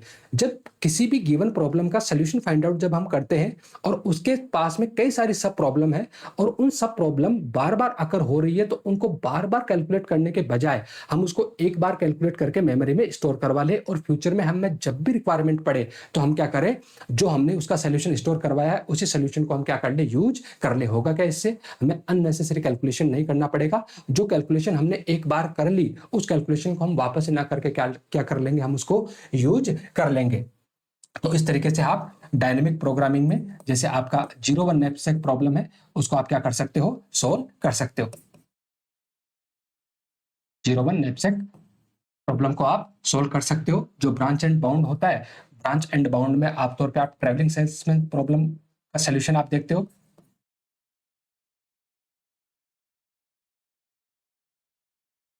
जो ट्रैवलिंग सेल्समैन प्रॉब्लम है उसको आप देखते हो। बैक ट्रैकिंग में जैसे आपके पास एनक्यून प्रॉब्लम है, और जो आपका सुडोकू होता है, ठीक है, सुडोकू को जब आपको सोल्व करना होता है तब आप किसका यूज करते हो, बैक ट्रैकिंग जैसी टेक्निक का आप यूज करते हो। तो उम्मीद है आपको ये वाली बात समझ में आ गई होगी। और इस जो प्रॉब्लम स्टेटमेंट था ये किसको रिप्रेजेंट कर रहा था, आपके ग्रीडी मेथड को रिप्रेजेंट कर रहा था। आगे बढ़ते हैं। लिखा है कि the minimum number of nodes in A binary tree of depth 5 etch, कि आपको मैक्सिमम नंबर ऑफ नोड बताने हैं किसमें, कि एक ऐसा बाइनरी ट्री जिसकी डेप्थ क्या है, यहां पर 5 है, उसकी डेप्थ क्या है, 5 है। या मैं इसको ऐसे कह सकता हूं कि आपके पास बाइनरी ट्री है 5 डेप्थ वाला, तो उस केस में उसके पास टोटल नंबर ऑफ नोड कितने होंगे, 31 होंगे, 16 होंगे, 32 होंगे, या फिर 15 होंगे। तो समझना बात को, ये दो चीजें आपको हमेशा कंफ्यूज करेगी इसमें। एक तो होता है डेप्थ और दूसरा होता है हाइट। एक तो होता है डेप्थ और दूसरा होता है हाइट, और एक होता है आपके पास लेवल, ठीक है। और ऐसे सवाल को जब हम सोल्व करते हैं तो यहाँ पर ऑप्शन बहुत ज्यादा इंपॉर्टेंट हो जाते हैं, ठीक है, क्योंकि कंसेप्ट कुछ और कहता है, ऑप्शन कुछ और कहता है, ठीक है। जब ब्लेम करते हैं तो बोल देते हैं कि साहब हमने तो ऑप्शन ऐसे सेट किए थे, आपको ऑप्शन में से क्या करना था, बेस्ट पॉसिबल सोल्यूशन आपको फाइंड आउट करना था। तो जब भी हम बात किसी ट्री के डेप्थ की करते हैं तो डेप्थ का मतलब क्या होता है, आप ऊपर से नीचे की तरफ देखते हो, मतलब आप गहराई को देखते हो। तो जब आप ऊपर से नीचे की तरफ देखोगे तो ऑब्वियसली ऊपर कौन बैठा होगा, आपका रूट नोड बैठा होगा। तो रूट नोड से उस पर्टिकुलर नोड तक पहुंचने के लिए जितनी आपने कनेक्टिंग लाइन को यूज किया है, जितनी कनेक्टिंग लाइन उसके बीच में आई है, वो क्या हो जाती है, उस पर्टिकुलर नोड की डेप्थ हो जाती है। आप एग्जाम्पल से इसको समझ लीजिए। जैसे ऐसा आपके पास एक ट्री है, यहां से नामकरण भी कर देता हूं आसानी रहे।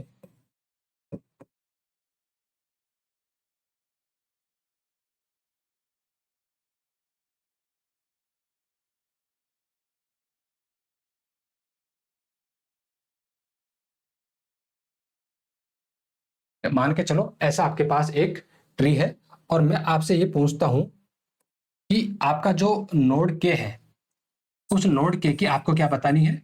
डेप्थ बतानी है। क्या बतानी है? डेप्थ बतानी है। तो आप डेप्थ के लिए नीचे की तरफ देखोगे, इसकी गहराई को देखोगे, और जब इसकी गहराई को देखोगे तो आप कहां से देखोगे? टॉप से। टॉप मतलब रूट से।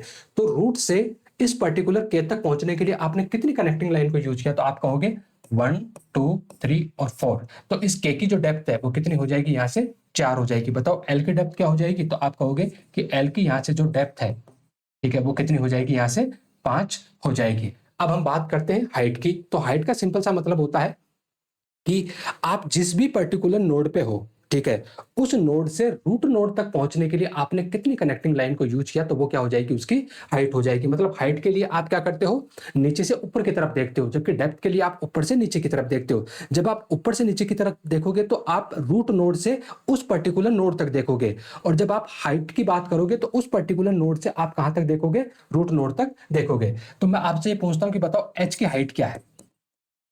तो एच की हाइट, आप यहां से रूट नोड तक पहुंचने के लिए आपने कितनी कनेक्टिंग लाइन को यूज किया? 3। तो यहां से इसकी हाइट क्या हो जाएगी? 3 हो जाएगी। और उसके बाद बारी आती है लेवल की। और लेवल का मतलब होता है कि जो आपका रूट होता है वो हमेशा कौन से लेवल पे बैठा होता है? 0 लेवल पे बहुत बैठा होता है। उसके बाद उसके जो चाइल्ड होते हैं वो हमेशा उससे एक ज्यादा लेवल पे होंगे। इसके जो चाइल्ड होंगे वो हमेशा एक ज्यादा लेवल पे होंगे।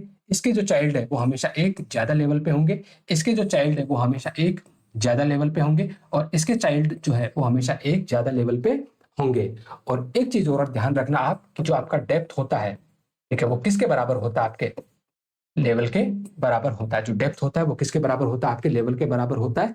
ये तो थी डेटा स्ट्रक्चर की बात, कंसेप्ट की बात।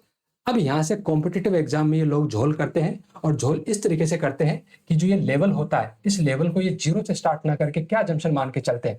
1 से अजम्पशन मान के चलते हैं। कहां से अजम्पशन मान के चलते हैं? 1 से अजम्पशन मान के चलते हैं कि जो आपका रूट है वो कहां पर बैठा है? आपका लेवल 1 पे बैठा है। अब ऐसा एक्सप्लिसिटली बोलते भी नहीं है कि जो रूट है आपका फर्स्ट लेवल पे बैठा है, लेकिन ऑप्शन ऐसा सेट करते हैं, ठीक है, कि आपको ये मान के चलना पड़ेगा कि आपका जो रूट है वो किस पे बैठा है? लेवल फर्स्ट पे बैठा है। बाकी स्टैंडर्ड के अकॉर्डिंग जो रूट लेवल, जो रूट होता है वो हमेशा किस पे होता है? लेवल 0 पे होता है। और उसके बाद जो भी चाइल्ड होता है वो अपने पेरेंट से हमेशा एक ज्यादा लेवल पे होता है। तो अब इस सवाल की तरफ चलते हैं। ये बेसिक कंसेप्ट हमारा हो गया।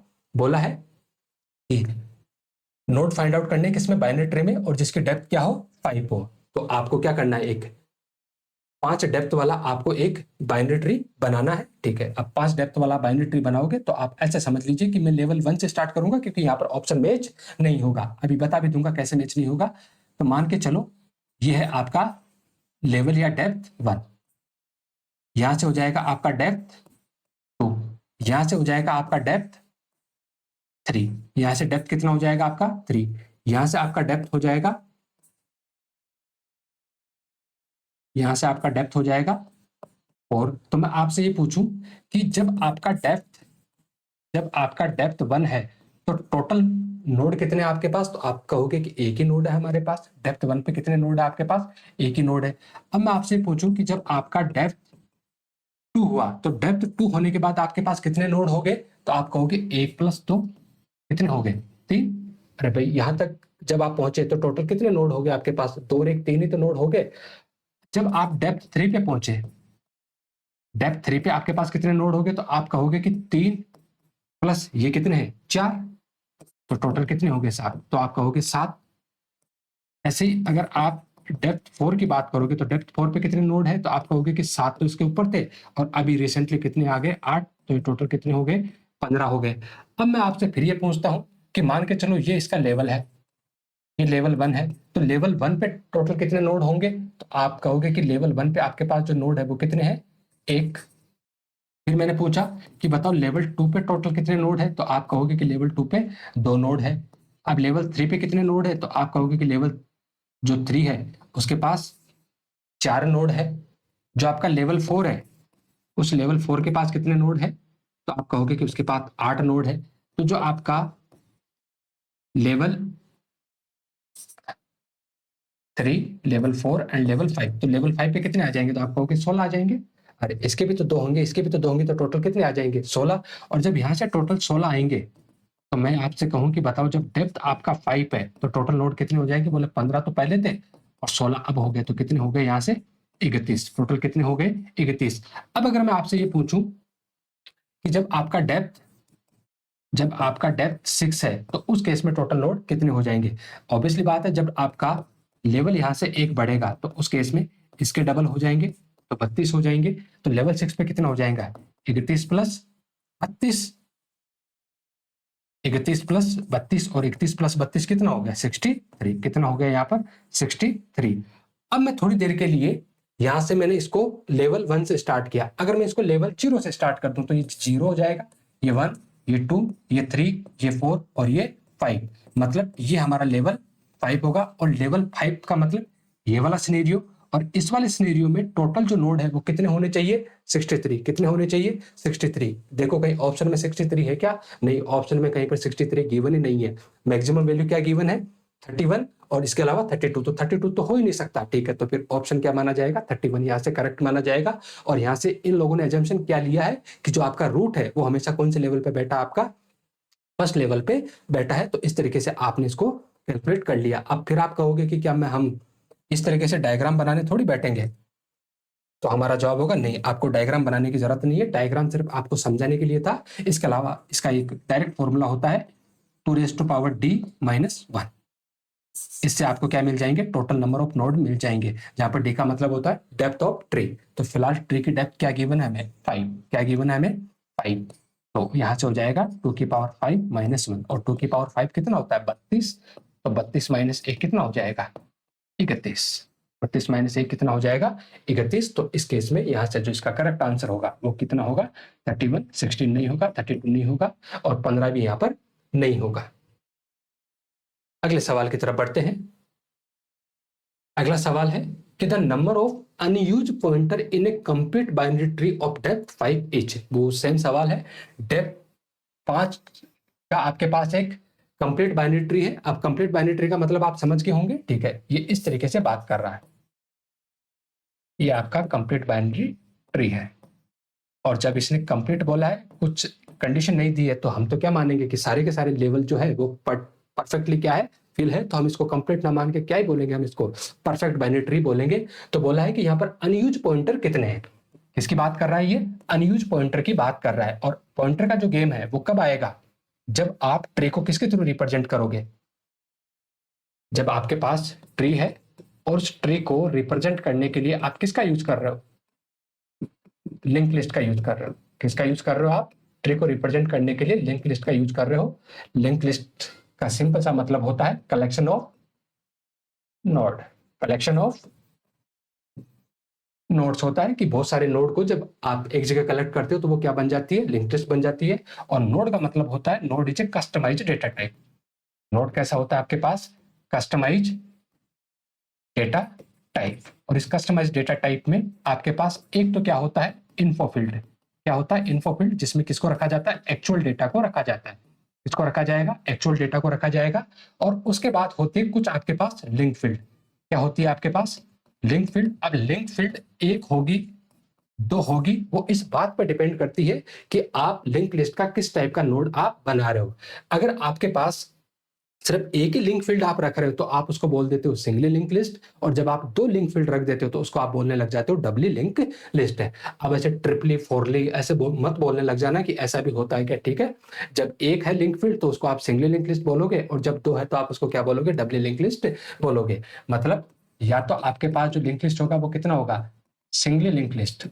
और सिंगल लिंक लिस्ट का मतलब है कि लिंक फील्ड कितने हैं? एक। देखो दोनों में इन्फो फील्ड एक ही रहेगा क्योंकि एक्चुअल डेटा को रिप्रेजेंट करने के लिए आपको इन्फो या डेटा फील्ड चाहिए होता है, जहां पर आप एक्चुअल डेटा को क्या करते हो? कंटेन करके रखते हो। तो वो तो दोनों में एक ही होगा। लेकिन सिंगल लिंक लिस्ट में आपके लिंक फील्ड एक होंगे। मतलब वो कितने एड्रेस होल्ड करके रख सकता है? एक एड्रेस होल्ड करके रख सकता है। और डबल लिंक लिस्ट में आपके पास दो नोड होंगे, सॉरी दो लिंक फील्ड होंगे, जहां पर आप दो एड्रेस को क्या कर सकते हो? होल्ड कर सकते हो। तो जब आप सिंगल लिंक लिस्ट की बात करते हो तो सिंगल लिंक लिस्ट का नोड कुछ ऐसा होता है, स्ट्रक्ट नोड। एंड यहां से अगर मैं इंट टाइप की वैल्यू स्टोर कर रहा हूं, अजम्पशन लिया हूं यहां पर इंट टाइप की वैल्यू, तो एक तो होगा आपके पास इन्फो और दूसरा होगा आपके पास लिंक फील्ड, नोड लिंक। ठीक है, और ध्यान रखेंगे जब लिंक लिस्ट में आप ये नोड बनाते हो तो ये किससे बनता है आपका? सेल्फ रेफरेंशियल स्ट्रक्चर से बनता है। ये किससे बनता है आपका? सेल्फ रेफरेंशियल स्ट्रक्चर से बनता है। आगे सेल्फ रेफरेंशियल स्ट्रक्चर की क्या बला है, ठीक है, आगे जब हम प्रोग्रामिंग वाले सवाल देखेंगे तो प्रोग्रामिंग वाले सवाल में इन सारी बातों को हम डिस्कस कर लेंगे। फिलहाल आप ऐसा समझ लीजिए कि यहाँ पर जो ये नोड लिखा हुआ है ना, ठीक है, वो यही वाला डेटा टाइप है जो आपने बनाया है, ठीक है। तो एक ऐसा स्ट्रक्चर जो अपने ही टाइप के ब्लॉक का क्या करता हो, एड्रेस होल्ड करता हो, तो उसको हम क्या बोलते हैं?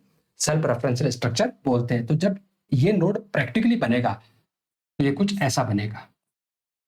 प्रैक्टिकली बनेगा तो ऐसा बनेगा, यहाँ पर रखा जाएगा आपका इन्फो और यहाँ पर रखा जाएगा आपका लिंक, मतलब इसमें एक्चुअल डेटा आएगा यहाँ पर, और इसमें अगले वाले नोड का क्या आ जाएगा? एड्रेस आ जाएगा। अब जो दूसरा होता है हमारे पास, वो दूसरा होता है डब्ल्यू लिंक लिस्ट। दूसरा कौन सा होगा? W link list. और डब्ल्यू लिंक लिस्ट में जो आपके लिंक फील्ड होते हैं वो कितने होते हैं? 2 लिंक फील्ड होते हैं, ठीक है, जहां पर एक को आप लेफ्ट बोलते हो और एक को आप राइट बोलते हो, ठीक है। कैसे बनाओगे आप? स्ट्रक्ट नोड एंड यहां से struct node pointer left int info and struct node right, इस तरीके से। और जब ये प्रैक्टिकली मेमोरी में जाएगा तो ये कुछ इस तरीके से जाएगा, इस तरीके से जाएगा। टोटल कितने सेक्शन होंगे? 3 सेक्शन होंगे। इसको आप बोलोगे लेफ्ट, इसको आप बोलोगे इन्फो और इसको आप बोलोगे राइट। ये लेफ्ट जो होगा वो अपने से लेफ्ट वाले किसी नोड का एड्रेस होल्ड करेगा, और जो राइट होगा वो राइट वाले नोड का क्या करेगा? एड्रेस होल्ड करेगा। तो ऑब्वियसली यहाँ पर भी एक नोड होगा जिसके 3 सेक्शन होंगे, यहाँ पर भी एक नोड होगा जिसके क्या होंगे? 3 सेक्शन होंगे। अगेन ये अपने से पीछे वाले को पॉइंट करेगा और ये आगे किसी को पॉइंट करेगा।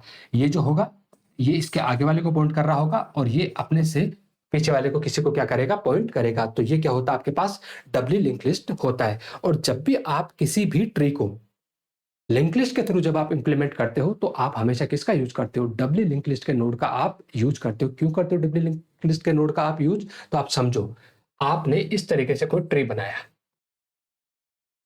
इस तरीके से आपने ट्री बनाया, तो इस ट्री में मैक्सिमम कितने चाइल्ड हो सकते हैं? 2 ही चाइल्ड हो सकते हैं मैक्सिमम। देखो प्रैक्टिकली जब इंप्लीमेंट करते हैं ना हम, तो हमेशा ट्री के अंदर 2 ही चाइल्ड होते हैं। हाँ, थ्योरेटिकली तो हम कई सारे ट्री बना, कई सारे डिग्री का नोड वो हम बना लेते हैं, ठीक है, लेकिन ये सब कुछ थ्योरेटिकल होता है, प्रैक्टिकली ऐसा पॉसिबल नहीं है। प्रैक्टिकली जो भी आपका ट्री का जो नोड होगा उसके मैक्सिमम कितने चाइल्ड होंगे? उसके 2 ही चाइल्ड होंगे। और जब मैक्सिमम 2 ही चाइल्ड होंगे तो इसका मतलब ये होगा कि जब इसको लिंक लिस्ट के थ्रू इंप्लीमेंट करवाया जाएगा तो को इसी तरीके से तो इंप्लीमेंट करवाया जाएगा कि यहाँ पर तो रखा जाएगा 13, यहाँ पर रखा जाएगा उसके लेफ्ट चाइल्ड का एड्रेस और यहाँ पर रखा जाएगा उसके राइट चाइल्ड का एड्रेस। मतलब अगेन इसको हमने रिप्रेजेंट करवाया होगा इस तरीके से और इसको रिप्रेजेंट करवाया होगा इस तरीके से। मान के चलो, हम मान लेते हैं कि इसका जो एड्रेस है वो 1000 है, इसका एड्रेस 2000 है, इसका एड्रेस 3000 है। यहाँ पर जो डेटा है वो 14 है और यहाँ पर जो डेटा है वो क्या है? 15 है। तो यहाँ पर लेफ्ट चाइल्ड का एड्रेस आ जाएगा तो ये 2000 और यहाँ पर क्या आ जाएगा? 3000। तो ये इसको पॉइंट करेगा और ये क्या करेगा? इसको पॉइंट करना स्टार्ट कर देगा। अब मान के चलो कि इसके नीचे किसी भी तरह का चाइल्ड नहीं है और इसके नीचे भी किसी भी तरह का चाइल्ड नहीं है। जब किसी भी तरह का चाइल्ड नहीं है तो ये क्या थे आपके पास? पॉइंटर। तो इसमें क्या रखा हुआ होगा? नल। इसमें भी क्या रखा हुआ होगा? नल। और इसमें भी क्या रखा हुआ है? नल। और इसमें भी क्या रखा हुआ आपके पास? नल रखा हुआ है। अब मान के चलो आपका ट्री कुछ ऐसा ही होता है, ऐसा ही होता है, तो उस केस में आपका नोड ऐसा बनता 16। यहां पर भी क्या रखा हुआ होता? नल। और यहां पर भी क्या रखा हुआ होता? नल। तो आप यूं मान के चलो कि ये आपका लेवल फर्स्ट है, ठीक है, या डेप्थ आपकी फर्स्ट है। तो जब आपकी डेप्थ फर्स्ट है तो जो टोटल आपके पास जो ब्लैंक नल आ रहे हैं या टोटल जो नल आ रहे हैं वो कितने आ रहे हैं? 2। कितने आ रहे हैं? 2। जब आपका जो डेप्थ है वो आपका 2 है, जब आपका टोटल डेप्थ 2 है तो उस केस में आपके पास जो टोटल नल आ रहे हैं वो कितने आ रहे हैं? 1 2 3 और 4। टोटल कितने आ रहे हैं आपके पास? 4 आ रहे हैं। अब यहां पर मैं आपसे ये पूछूं कि बताओ इसमें टोटल नोड कितने हैं? तो आप बोलोगे 3। टोटल नोड कितने हैं? 3। टोटल नल कितने आ रहे हैं? 4। मैं आप आपसे यहाँ पर पूछता हूँ कि बताओ टोटल नोड कितने हैं, 1, टोटल नल कितने आ रहे हैं, 2। एक और एग्जांपल ले लो जिससे आपको और क्लैरिटी आ जाएगी। जैसे मान के चलो 13, 14, 15, 16, 17, 18 एंड 19 ऐसा कुछ है। तो ये आप 13 को रिप्रेजेंट करवाओगे यहाँ से, उसके बाद आप 14 को रिप्रेजेंट करवाओगे, 14 के बाद आप 15 को रिप्रेजेंट करवाओगे, फिर उसके बाद 16, 16 के बाद आपका 17, 17 के बाद है 18, 18 के बाद आपका 19। इस तरीके से यहाँ पर इसका एड्रेस होगा, या इसका एड्रेस होगा, इसका एड्रेस होगा, यहाँ पर इसका एड्रेस होगा, इस वाले नोड का एड्रेस होगा, इस वाले नोड का एड्रेस होगा। क्या यहाँ नल है? यस, यहाँ पर भी नल है, यहाँ पर भी नल है, नल नल नल नल और नल। तो यहाँ पर टोटल कितने नल हो गए? तो आप कहोगे 8 नल हो गए। टोटल कितने नल हो गए? 8। और मैं आपसे पूछूं कि बताओ टोटल नोड कितने थे? तो आप कहोगे 1 2 3 4 5 6 और 7। टोटल कितने थे? 7। तो आप ये कह सकते हो कि जितने आपके नोड है, ठीक है, उन नोड में जितने आपके नोड है, अगर उस नोड में एक जोड़ दिया जाए, ठीक है, तो उस पर्टिकुलर डेप्थ पे आपको टोटल नंबर ऑफ नल मिल जाएंगे। यस, अगर आपका डेप्थ 1 है तो टोटल नल कितने हैं? 2। और टोटल नोड कितने हैं? 1। अगर आपका डेप्थ यहां से 2 है तो टोटल नोड कितने हैं? 3। टोटल नल कितने हैं? 4। अगर आपका डेप्थ 3 है तो टोटल नोड कितने हैं? 7। टोटल डेप्थ कितनी है? 8। तो अब मैं आपसे पूछूं कि बताओ आपका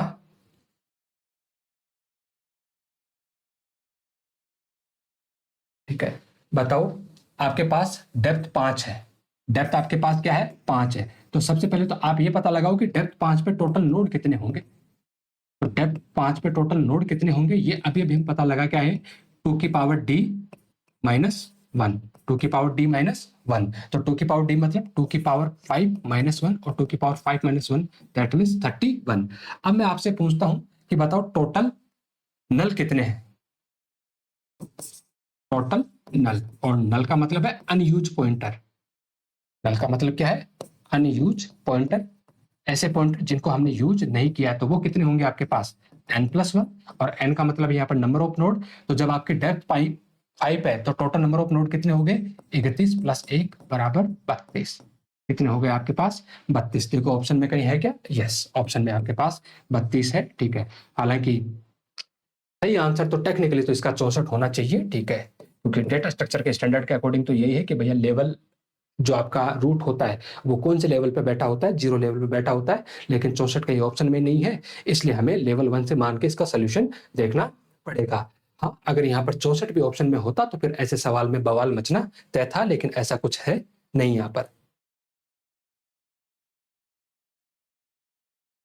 अगला सवाल की तरफ देखिए कि given a binary tree whose in order and pre order traversal are given. ठीक है, एक बाइनरी ट्री है, उस बाइनरी ट्री का इन ऑर्डर और प्री ऑर्डर ट्रेवर्सल आपको गिवन है, और पूछा क्या है आपसे कि इसका पोस्ट ऑर्डर ट्रेवर्सल क्या होगा। ठीक है, मतलब जब आप इस ट्री को ट्रेवर्स करोगे तो उस केस में पोस्ट ऑर्डर ट्रेवर्सल सीक्वेंस क्या आएगी।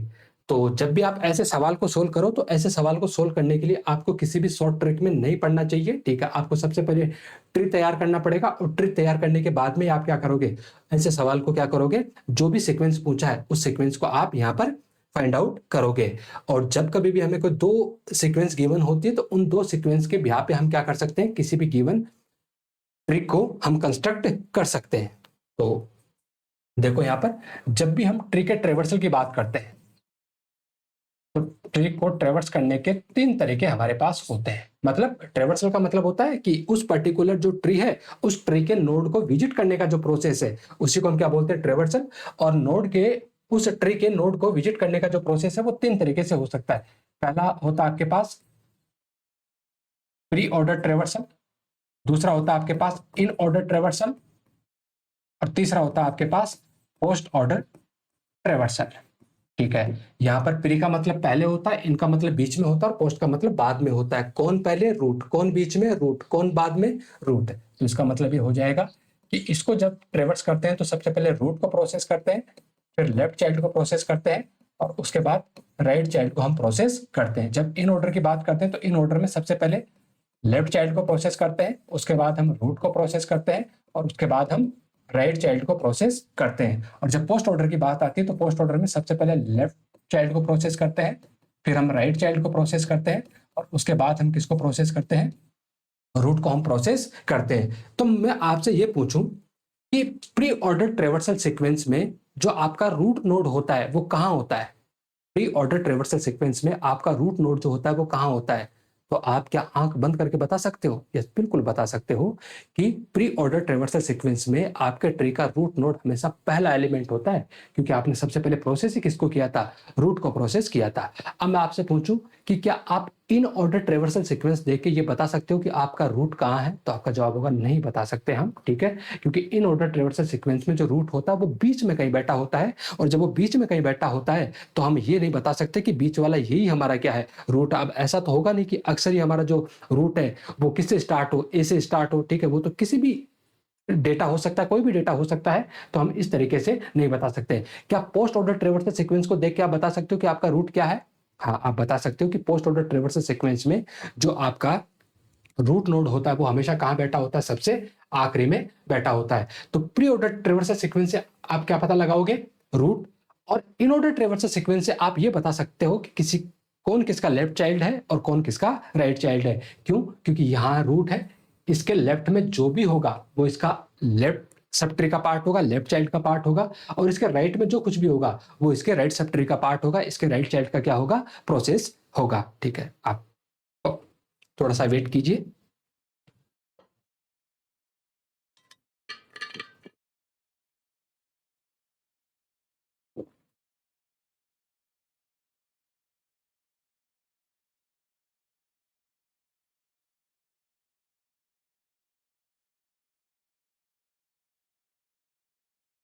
ठीक है, तो ये आपके पास इन ऑर्डर ट्रेवर्सल सीक्वेंस है, ये प्री ऑर्डर। तो प्री ऑर्डर में रूट सबसे पहले होता है, तो क्या आप इस ट्रेवर्सल सीक्वेंस को देख के बता सकते हो कि इस ट्री का रूट नोड क्या है? तो यस, बिल्कुल आप बता सकते हो कि कौन है इसका, बी इसका रूट नोड है। अब बी को आप कहां ढूंढोगे? इन ऑर्डर में ढूंढोगे। जब आप बी को इन ऑर्डर में ढूंढोगे तो ये मिला, मतलब ये जो भी पोर्शन है वो क्या है? इसका लेफ्ट चाइल्ड वाला पोर्शन है, और राइट में जो कुछ भी है वो क्या है? इसका राइट चाइल्ड वाला पोर्शन है। यहां जगह नहीं मिलेगी, मैं अलग से इसको लिख लेता हूं, EICFB।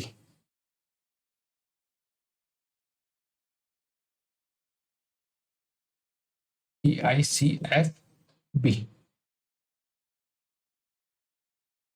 GDJHK, ये कौन सा था हमारे पास? Inorder traversal sequence. दूसरा कौन सा गिवन है हमें? Pre order traversal sequence.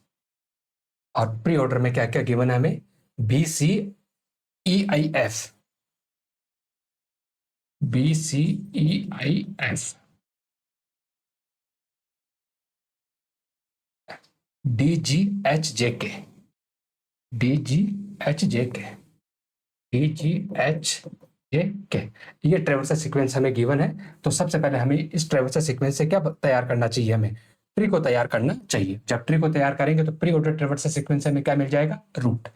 तो ये हमारा रूट फिक्स हो गया कि इस ट्री का रूट नोड क्या आने वाला है? बी आने वाला है। अब इस बी को कहाँ ढूंढो? इन ऑर्डर में। अब इन ऑर्डर में बी मिला, तो इसके लेफ्ट में जो कुछ भी है वो इसका लेफ्ट सब ट्री का पार्ट है, और राइट में जो कुछ भी है वो इसका राइट सब ट्री का पार्ट है। मतलब इसके लेफ्ट में क्या है? EICF, EIC और F, ये इसका लेफ्ट सब ट्री का पार्ट है, और राइट में क्या है यहाँ पर?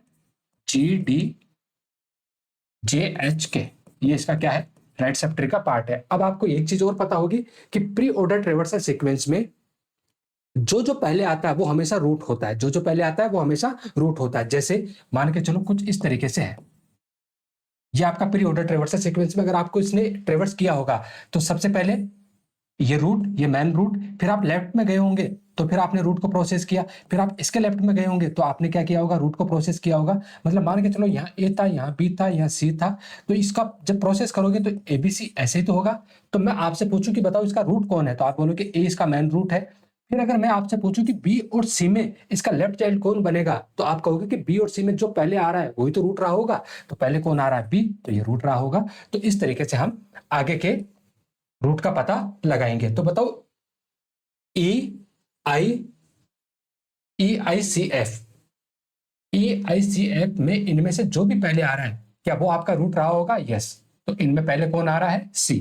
तो आगे ये आपका B था। अब यहां से इसका जो लेफ्ट चाइल्ड फिक्स होगा वो कौन होगा? यहां से C फिक्स हो जाएगा। अब C को कहां ढूंढो? अब इन ऑर्डर में ढूंढो। ये रहा आपका C। तो C के राइट में कितने हैं? F। क्या अकेला है क्या? यस। जब अकेला है तो आप इसको फिक्स कर दीजिए। जब अकेला है तो आपने इसको फिक्स कर दिया F यहां से फिक्स हो गया। और इसके लेफ्ट में कौन कौन है? E और I। लेफ्ट में कौन है आपके पास? E और I। अब E और I को प्री ऑर्डर में ढूंढो। पहले कौन आ रहा है आपका? E पहले आ रहा है। तो जब आपका E पहले आ रहा है तो ऑब्वियसली यही आपका क्या बना होगा? रूट। अब E को आप यहां ढूंढिए। ये रहा E। और E के लेफ्ट में कुछ नहीं है, राइट में क्या है? I अकेला ही है। यस। तो E के राइट में क्या हो जाएगा आपका? I। मतलब आपने लेफ्ट सब ट्री को प्रोसेस कर लिया। अब आप चलो कहां पर? राइट सब ट्री की तरफ। GDJHK में पहले कौन आ रहा है? आपने इनको प्रोसेस कर लिया है। IF भी आपका प्रोसेस हो चुका है। तो अब GDGHK में पहले कौन आ रहा है आपका? D पहले आ रहा है। जब आपका D पहले आ रहा है तो ये क्या बन जाएगा आपका? रूट बन जाएगा। अब D को कहां ढूंढिए आप? इन ऑर्डर में। ये रहा आपका D। बताओ D के लेफ्ट में क्या है? G। क्या अकेला है क्या? यस। ये सब तो प्रोसेस हो चुके हैं। तो ये इसके लेफ्ट में G यहां से फिक्स हो जाएगा। और इसके राइट में कौन कौन बचेंगे आपके पास? J, H और K। राइट में कौन बचे आपके पास? J, H और K। अब बताओ JHK में पहले कौन आ रहा है? G तो फिक्स हो चुका है। J और HK में पहले कौन आ रहा है? तो आप कहोगे कि H पहले आ रहा है। जब H पहले आ रहा है तो H आपका यहां से क्या बन जाएगा? रूट। अब H को यहां ढूंढो। ये रहा आपका H। H के लेफ्ट में क्या है? G। क्या अकेला है क्या? यस। जब अकेला है तो फिक्स कर दीजिए। और राइट में कौन है आपका? K। क्या अकेला है क्या? यस अकेला है तो फिक्स कर दीजिए। तो ये आपका ट्री बनके तैयार है। और जब एक बार आपको ट्री मिल जाए तो उसके बाद आप क्या कर सकते हो? इसका जो भी ट्रेवर्सल सीक्वेंस आपको फाइंड आउट करना है वो फाइंड आउट कर सकते हो। फिलहाल हमें क्या पूछा है? पोस्ट ऑर्डर ट्रेवर्सल सीक्वेंस यहां से पूछा है। और पोस्ट ऑर्डर ट्रेवर्सल सीक्वेंस में सबसे पहले हम लेफ्ट चाइल्ड को प्रोसेस करेंगे, फिर हम राइट चाइल्ड को प्रोसेस करेंगे और उसके बाद हम रूट को प्रोसेस करेंगे। और ध्यान रखना ये जो प्रॉपर्टी होती है वो रिकर्सिवली डिफाइन होती है। मतलब ये वाली जो प्रॉपर्टी है वो पहले रूट नोड पे अप्लाई होगी। जैसे आप लेफ्ट पे जाओगे तो लेफ्ट आपका क्या बन जाएगा? रूट बन जाएगा। और उस पर वापस से क्या होगी? ये रिकर्सिवली डिफाइन होगी। मान के चलो ऐसा कुछ है A, B और C। अगर आपको इसका पोस्ट ऑर्डर ट्रेवर्सल सीक्वेंस करना है तो सबसे पहले कहां जाओगे? इसके लेफ्ट में। सबसे पहले कहां गए? इसके लेफ्ट में। और जैसे आप इसके लेफ्ट में गए वापस से इसी प्रॉपर्टी को रिकर्सिवली डिफाइन करना होता है। मतलब अब आप ये भूल जाए कि इतना कुछ नहीं है आपके पास, सिर्फ ये है। मतलब इसके नीचे को ट्री हो सकता है। तो आप देखो क्या इसके नीचे को लेफ्ट है क्या? नहीं। क्या इसके नीचे को राइट है क्या? नहीं। तो जब ना लेफ्ट है ना राइट है तो फिर किसको प्रोसेस कर दीजिए आप? रूट को प्रोसेस कर दीजिए। मतलब आपने यहां से बी को क्या कर लिया? प्रोसेस कर लिया। जब आपने यहां से इसको कंप्लीट प्रोसेस कर लिया तो अब आप लेफ्ट को तो प्रोसेस करके आ चुके हो, इसके फिर राइट को प्रोसेस करो। जब आप राइट को प्रोसेस करोगे तो सेम प्रोसीजर आपको फिर फॉलो करना है। क्या लेफ्ट में कोई है? नहीं। क्या राइट में कोई है? नहीं। तो फिर रूट को प्रोसेस कर दीजिए C। अब उसके बाद आप फाइनली रूट को प्रोसेस करोगे तो इस तरीके से BCA इसका कौन सी ट्रेवर्सल सीक्वेंस आएगी? पोस्ट ऑर्डर ट्रेवर्सल सीक्वेंस आएगी। जब आप प्रैक्टिस करोगे तो ये बातें आपको समझ में आ जाएगी। बस यही से हम इसके क्या करते हैं, जो हमारे पास ट्री आया है उसकी पोस्ट ऑर्डर ट्रेवर्सल सीक्वेंस हम करते हैं। तो अगेन वही रूट। सबसे पहले किसको प्रोसेस करेंगे? लेफ्ट को। सबसे पहले किसको प्रोसेस करेंगे? लेफ्ट को। उसके बाद किसको प्रोसेस करेंगे? लेफ्ट को। क्या इसका कोई लेफ्ट है? नहीं। तो उसके बाद किसको प्रोसेस करो? राइट को। राइट के बाद फिर इसके लेफ्ट को प्रोसेस करो, राइट को प्रोसेस करो। ना इसका लेफ्ट है ना इसका राइट है तो फिर रूट को प्रोसेस कर दो। और रूट क्या आपके पास यहाँ पर? आई। उसके बाद इसके रूट को प्रोसेस करोगे तो क्या है? ई। उसके बाद आप इसके रूट के पास गए तो रूट के पास गए तो पहले किसके पास जाओगे? राइट के पास। अब राइट से लेफ्ट है क्या? नहीं। राइट है क्या? नहीं। तो फिर रूट को प्रोसेस कर दो एफ। उसके बाद आपने रूट को प्रोसेस किया सी। यहां पर आप गए तो सबसे पहले किसके पास जाओगे? राइट के पास जाओगे। राइट से फिर लेफ्ट, लेफ्ट से फिर इसके लेफ्ट। कोई है क्या? नहीं। कोई राइट कोई है क्या? नहीं। तो फिर रूट को प्रोसेस कर दो। रूट क्या आपके पास? जी। फिर उसके बाद राइट गए, राइट से फिर इसके लेफ्ट गए। ना इसका लेफ्ट है ना इसका राइट है तो रूट को प्रोसेस कर दीजिए जे। उसके बाद इसके राइट में गए, लेफ्ट को प्रोसेस करो, कोई लेफ्ट नहीं है, रूट को राइट को प्रोसेस करो, कोई राइट नहीं है तो रूट को प्रोसेस कर दो के। उसके बाद इसका रूट क्या हो जाएगा? एच। इसका रूट क्या हो जाएगा? टी। और उसके बाद उसका रूट क्या हो जाएगा? पी। तो ये इसकी कौन सी ट्रेवर्सल सीक्वेंस आ जाएगी? पोस्ट ऑर्डर ट्रेवर्सल सीक्वेंस आ जाएगी। देखो कहीं ऑप्शन में IEFCG, IEFCG और किसी में भी है क्या? IEFC जे आ गया, ठीक है। तो ये तो नहीं हो सकता। IEFCG, हाँ ये हो सकता है यहाँ तक। IEFCG ये भी हो सकता है। जी के बाद में है JKHDB, JKHDB, JKHDB, देखो कहीं पर J नहीं, JK नहीं, ठीक है। तो यहां से ऑप्शन ए जो है वो आपका क्या हो जाएगा, यहां से करेक्ट आंसर हो जाएगा। तो ये जो गिवन ट्रेवर्सल सीक्वेंस था, इस गिवन ट्रेवर्सल सीक्वेंस का जो पोस्ट ऑर्डर ट्रेवर्सल सीक्वेंस है वो ऑप्शन नंबर ए है। अगला सवाल है हमारे पास, which condition cause a stack underflow, कि ये चार ऑप्शन आपको गिवन है, इन चार ऑप्शन में से कौन सा है जो स्टेक के अंडरफ्लो को क्या करता है, कॉज करता है। तो हमें पता है कि जो हमारा स्टेक डेटा स्ट्रक्चर होता है वो कौन से प्रिंसिपल को फॉलो करता है, लीफो प्रिंसिपल को फॉलो करता है। मतलब जो एलिमेंट सबसे आखिरी में आया उसको सबसे पहले क्या किया जाएगा, प्रोसेस किया जाएगा। स्टेक के ऊपर जब भी हम ऑपरेशन की बात करते हैं, स्टेक के ऊपर जब भी हम ऑपरेशन की बात करते हैं तो दो तरह के ऑपरेशन परफॉर्म होते हैं। वैसे तो ये तीन होते हैं, ठीक है, वैसे तो तीन नहीं छह होते हैं, लेकिन आप फिलहाल तो ही याद कर लीजिए, जब स्टेक पढ़ेंगे तब इसको और डिटेल में डिस्कस कर लेंगे। जब हम स्टेक के ऑपरेशन की बात करते हैं तो दो तरह के ऑपरेशन होते हैं, एक पुश ऑपरेशन और दूसरा आपका होता है पॉप ऑपरेशन। पुश का मतलब होता है आप स्टेक में डेटा एंटर कर रहे हो, और पॉप का मतलब होता है स्टेक में से किसी एग्जिस्टिंग एलिमेंट को आप क्या कर रहे हो, रिमूव कर रहे हो। तो जब आप स्टेक में पुश ऑपरेशन परफॉर्म करते हो तो आमतौर पर टॉप की वैल्यू को एक से बढ़ाते हो, और जब आप पॉप ऑपरेशन परफॉर्म करते हो तब आप टॉप की वैल्यू को क्या करते हो, एक से कम करते हो। अब कई बार ऐसा होगा कि मान के चलो ये आपका स्टेक है और मान के चलो एरे के थ्रू आपने रिप्रेजेंट किया है, तो इस तरीके से इसका इंडेक्स रहा होगा। मतलब इसकी जो कैपेसिटी है, इसकी जो कैपेसिटी है वो कितनी है, 4, और जिसकी इंडेक्स है 0 से लेकर 3 तक। इनिशियली जो आपका टॉप होता है वो -1 के बराबर होता है प्रोग्रामेटिकली इंप्लीमेंट करते तब, क्योंकि पहली बार जब इसमें +1 करते हैं तो 0 आना चाहिए। तो इस दुनिया में ऐसी कौन सी वैल्यू है जिसमें +1 करने से 0 आ जाए, तो वो -1 होता है, इसलिए हम -1 रखते हैं। मान के चलो यहाँ डेटा रखा 11, ये 0 हो जाएगा। फिर यहाँ से 1 करके यहाँ पर डेटा रखा 22, फिर 2 करके डेटा रखा 33, फिर 3 करके डेटा रखा यहाँ से 44। अब क्या ये आपका जो स्टेक है वो फुल हो चुका है, तो आप कहोगे कि यस, आपका जो स्टेक है वो फुल हो चुका है। अब आपका स्टेक फुल है और फिर भी आप इस पे कौन सा ऑपरेशन परफॉर्म करना चाह रहे हो, पुश ऑपरेशन परफॉर्म करना चाह रहे हो। आपका स्टेक फुल है फिर भी आप अगर उस पर पुश ऑपरेशन परफॉर्म करना चाह रहे हो, तो इस सिचुएशन को हम बोलते हैं ओवरफ्लो की सिचुएशन। क्या बोलते हैं, ओवरफ्लो की सिचुएशन, कि आपका जो स्टेक है वो क्या हो चुका है, फुल हो चुका है। अब आप उसमें किसी नए एलिमेंट को अकोमोडेट आप नहीं कर सकते। और इसका रिवर्स प्रोसीजर किसमें होता है, आपके पॉप ऑपरेशन में, कि आपका स्टेक पूरी तरीके से खाली है और पूरी तरीके से खाली होने के बाद में भी आप उसमें क्या कर रहे हो, पॉप ऑपरेशन परफॉर्म करने की कोशिश कर रहे हो। मतलब आप उसमें से किसी एग्जिस्टिंग एलिमेंट को रिमूव करने की कोशिश कर रहे हो। क्या ये मुमकिन है, नहीं, ये मुमकिन नहीं है। तो इस सिचुएशन को हम बोलते हैं अंडरफ्लो की सिचुएशन। कौन सी, अंडरफ्लो। तो बताओ ओवरफ्लो किसमें आएगा, तो आप कहोगे हमेशा पुश ऑपरेशन में क्या आएगा, ओवरफ्लो। और अंडरफ्लो किसमें आएगा, तो अंडरफ्लो आपका हमेशा किसमें आएगा, पॉप ऑपरेशन में आएगा। यहां पर क्या पूछा है, अंडरफ्लो की सिचुएशन पूछी है। मतलब आपका स्टेक एम्प्टी है, ठीक है, और फिर भी आप उसमें क्या कर रहे हो, पॉप ऑपरेशन परफॉर्म करने की कोशिश कर रहे हो। तो पहला है इंसर्टिंग इनटू फुल स्टेक, नहीं, जब आप स्टेक फुल स्टेक में इंसर्ट करते हो तो उस केस में तो क्या आता है आपके पास, ओवरफ्लो। क्या आएगा, ओवरफ्लो। फिर है removing from an empty stack, ठीक है, कि खाली स्टेक में से आप एलिमेंट को रिमूव करने की कोशिश करते हो, यस। तो उस केस में आपके पास क्या आएगा, अंडरफ्लो की सिचुएशन आ जाएगी। अगला ऑप्शन है रीडिंग बियॉन्ड द टॉप, नहीं, ठीक है, ऐसा कुछ होता नहीं है। एलोकेटिंग टू मच मेमोरी, ठीक है, नहीं, ऐसा भी कुछ नहीं होता है, ठीक है। तो जब आप किसी एम्प्टी स्टेक में से आप क्या कर रहे हो, एलिमेंट को रिमूव करने की कोशिश कर रहे हो, पॉप ऑपरेशन परफॉर्म करने की कोशिश कर रहे हो, तो उस सिचुएशन को हम क्या बोलते हैं, स्टेक अंडरफ्लो की सिचुएशन। नेक्स्ट सवाल है हमारे पास, आइडेंटिफाई द करेक्ट प्रॉपर्टी और properties of A dynamic programming approach. मतलब डीपी के रिगार्डिंग यहां पर आपको 3 स्टेटमेंट लिखे हुए हैं और बोला है कि इनमें से करेक्ट स्टेटमेंट कौन से हैं, ठीक है। तो सबसे पहला है ओवरलैपिंग सब प्रॉब्लम्स, दूसरा है ऑप्टिमल सब स्ट्रक्चर्स, और तीसरा आपके पास ग्रिडी सिलेक्शन प्रॉपर्टी। तो अभी भी हम पढ़ के आए हैं कि डायनेमिक प्रोग्रामिंग में हम क्या करते हैं कि जो हमारी सब प्रॉब्लम जो बार बार अकर हो रही है, ठीक है, जो सब प्रॉब्लम बार बार अकर हो रही है और उनको जब हम सोल्व करते हैं तो एक बार सोल्व करने के बाद उनका जो रिजल्ट आता है उसको हम मेमोरी में क्या करवा लेते हैं, स्टोर करवा लेते हैं, कि इन फ्यूचर अगर इस टाइप की कोई और प्रॉब्लम आए तो हमें वापस से कैलकुलेशन ना करनी पड़े। जो कैलकुलेशन हमने एक बार कर ली उसी कैलकुलेशन को हम क्या कर ले, यहाँ पर यूज कर ले। मतलब यहाँ पर जो आपकी सब प्रॉब्लम है क्या वो एक समान आ रही है, यस, तो वो ओवरलैप कर रही है। तो क्या डीपी में ओवरलैपिंग सब प्रॉब्लम्स होती है, यस। तो ये तो डीपी की प्रॉपर्टी को सेटिस्फाई करता है। उसके बाद है ऑप्टिमल सब स्ट्रक्चर।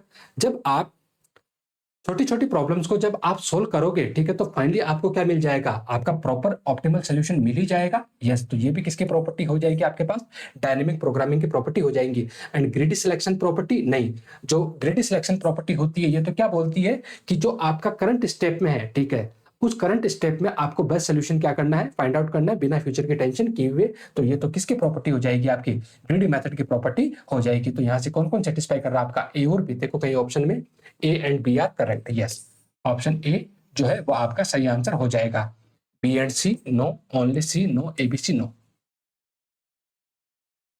नेक्स्ट सवाल आपके पास, the number of possible spanning tree with N vertices each. कि आपको यहां से पूछा है कि number of possible spanning tree, कि टोटल कितने पॉसिबल स्पैनिंग ट्री बन सकते हैं अगर आपके पास नंबर ऑफ वर्टाइसेस कितनी हो, एन नंबर ऑफ वर्टाइसेस हो। तो सबसे पहले तो हमें यह समझना होगा कि स्पैनिंग ट्री होता क्या है, और उसके बाद हम ये समझेंगे कि जब हमारे पास एन वर्टाइसेस होती है तो उस एन वर्टाइसेस के केस में हम टोटल कितने नंबर ऑफ स्पैनिंग ट्री बना सकते हैं। समझिए बात को, जब हम स्पैनिंग ट्री की बात करते हैं तो स्पैनिंग ट्री का सिंपल सा मतलब होता है कि आपके पास कोई भी एक ग्राफ है, ठीक है, ग्राफ कैसा होना चाहिए, आपका कनेक्टेड ग्राफ होना चाहिए। ये जरूर ध्यान रखना, क्योंकि कनेक्टेड ग्राफ नहीं होगा तो उसके अंदर कोई ना कोई जो आपका वर्टेक्स है वो कैसा रहेगा, आपका आइसोलेटेड वर्टेक्स रहेगा, और आइसोलेटेड वर्टेक्स जो होता है वो स्पैनिंग ट्री में अलाउ नहीं होता है। तो आपके पास कोई भी एक कनेक्टेड ग्राफ है, एक connected graph without any cycle, without any cycle, आपका ग्राफ कैसा है, कनेक्टेड ग्राफ है, लेकिन उस ग्राफ में किसी भी तरह का साइकिल नहीं बन रहा। साइकिल बनने का मतलब है कि मान के चलो ये आपके पास एक ग्राफ है, ठीक है, क्या इसमें कोई साइकिल बन रहा है, तो आप कहोगे यस इसमें तो क्या बन रहा है, आपका साइकिल बन रहा है। तो क्या ये आपका एक स्पैनिंग ट्री है, नहीं, ये आपका स्पैनिंग ट्री नहीं हो सकता, क्योंकि स्पैनिंग ट्री क्या होगा, एक कनेक्टेड ग्राफ जिसके अंदर किसी भी तरह का कोई साइकिल ना हो। क्या ये आपका स्पैनिंग ट्री है, तो आप कहोगे कि हाँ ये आपका स्पैनिंग ट्री है, इसमें किसी भी तरह का साइकिल आपका नहीं बन रहा है। तो एक connected graph without any cycle, या हम यूं भी तो कह सकते हैं कि एसाइक्लिक, एसाइक्लिक, एसाइक्लिक मतलब बिना साइकिल वाला, acyclic graph is called spanning tree. जो आपका एसाइक्लिक ग्राफ होता है उसको आप क्या बोलते हो, स्पैनिंग ट्री बोलते हो। तो आप कुछ ऐसा एग्जांपल दे सकते हो। यस, यह आपका क्या है, एक स्पैनिंग ट्री है, मतलब ग्राफ था, ठीक है, इस ग्राफ को आपने बिना साइकिल के बना दिया तो ये स्पैनिंग ट्री बन गया। ये भी किसका एग्जांपल हो सकता है, आपके स्पैनिंग ट्री का एग्जांपल हो सकता है। ये भी आपका किसका एग्जांपल हो सकता है, स्पैनिंग ट्री का एग्जांपल हो सकता है। अब यहाँ पर क्या पूछा है, यहाँ पर ये पूछा है कि आपके पास एन वर्टेक्स है, तो उस एन वर्टेक्स के केस में total number of possible spanning. अब यहाँ पर टोटल नंबर ऑफ पॉसिबल पूछ लिया, इसका मतलब है कि जो ग्राफ हम कंसिडर करेंगे, ठीक है, वो ग्राफ कौन सा वाला कंसिडर करेंगे हम, कंप्लीट ग्राफ। कौन सा ग्राफ कंसिडर करेंगे हम, कंप्लीट ग्राफ को कंसिडर करेंगे। और जब कंप्लीट ग्राफ की बात आती है तो कंप्लीट ग्राफ का सिंपल सा मतलब होता है कि कोई वर्टेक्स है, ठीक है, वो जितने भी उसके अंदर वर्टेक्स है उन सबसे क्या होगी, कनेक्टेड होगी। तो मान के चलो हमारे पास दो वर्टेक्स वाला ग्राफ है, तो मैं आपसे पूछूं कि क्या ये आपका कंप्लीट ग्राफ है, तो आप बोलोगे यस, ए बी से भी कनेक्ट है और बी आपका ए से भी कनेक्ट है, क्योंकि आपका जो ग्राफ है वो कैसा, आपका अनडायरेक्टेड ग्राफ है। तो यहाँ पर टोटल नंबर ऑफ नोड कितने, वर्टेक्स या नोड कितने हैं, दो। अगर तीन वर्टेक्स वाले की बात करें तो सपोज करो आपने इस तरीके से बनाया है, बी और सी, तो यहाँ पर क्या ये आपका एक कंप्लीट ग्राफ है, यस। क्या ए बी से कनेक्ट है, यस। ए सी से कनेक्ट है, यस। बी ए से कनेक्ट है, यस। बी सी से कनेक्ट है, यस। सी ए से कनेक्ट है, यस। सी बी से कनेक्ट है, यस। अब मान के चलो कि आपके पास में चार वर्टेक्स है, ए बी सी और डी,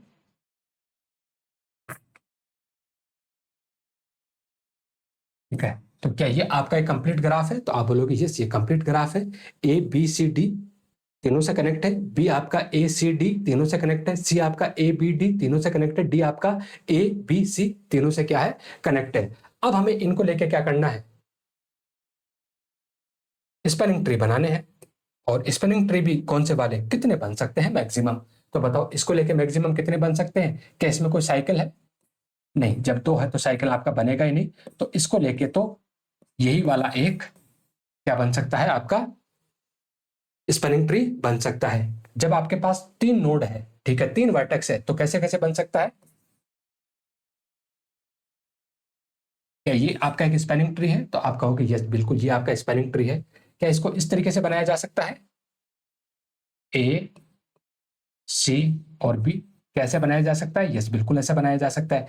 क्या इसको ऐसे बनाया जा सकता है, ए बी सी, ऐसे बनाया जा सकता है? तो यस आप इसको ऐसे भी बना सकते हो। क्या और कोई संभावना है क्या यहाँ पर? नहीं, और कोई संभावना नहीं है। आप और किसी भी तरीके से आप 3 को लेके सिर्फ 3 ही आप बना सकते हो। जब 2 है तो कितने बने, 1। जब 3 है तो कितने बने हमारे पास, 3। अब 4 को लेके देखो, अब 4 को लेके देखोगे तो यहाँ तो बहुत सारे बनेंगे, ठीक है। बहुत सारों में ऐसा एक हो सकता है, बी सी और डी। क्या ऐसा कोई एक हो सकता है? यस बिल्कुल ऐसा हो सकता है, ए सी डी और बी। क्या ऐसा हो सकता है? यस बिल्कुल ऐसा भी हो सकता है। क्या बी डी सी ऐसा कोई हो सकता है? तो आप कहोगे यस बिल्कुल ऐसा भी हो सकता है। क्या ऐसा हो सकता है? यस बिल्कुल ऐसा भी हो सकता है, ठीक है। तो यहां तो बहुत सारे बनेंगे, ठीक है। तो हमें तो कंसेप्ट समझना था कि हाँ ये अब आप बिल्कुल बैठ के बना सकते हो। जितने पॉसिबल कॉम्बिनेशन बनते हैं उतने पॉसिबल कॉम्बिनेशन आप बना सकते हो। अब यहां से हम ये कैसे पता लगाए कि जब 4 होंगे तो कितने बनेंगे, 5 होंगे तो कितने बनेंगे, ठीक है, 6 होंगे तो कितने बनेंगे? तो यहां पर ऑप्शन में चलते हैं हम। यहां ये पता लग गया हमें कि जब 2 है, वर्टेक्स एन बोल लेते हैं, जब ये 2 है तो स्पैनिंग ट्री कितने बन रहे हैं, 1। जब एन की वैल्यू हमारे पास कितनी है, 3, स्पैनिंग ट्री कितने बन रहे हैं, 3।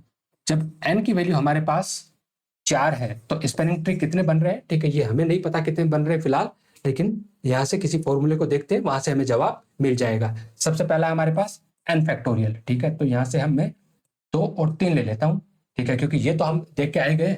तो यहाँ से 2 का फैक्टोरियल और यहाँ से 3 का फैक्टोरियल, तो 2 का फैक्टोरियल कितना हो जाएगा, 2, और 3 का फैक्टोरियल कितना हो जाएगा, 6। क्या ऐसा हुआ था क्या? नहीं, ऐसा तो नहीं हुआ। उसके बाद 2 की पावर n, मतलब 2 की पावर 2 बराबर 4 और 2 की पावर 3 बराबर 8। क्या ऐसा हुआ था क्या? नहीं, ऐसा भी नहीं हुआ था।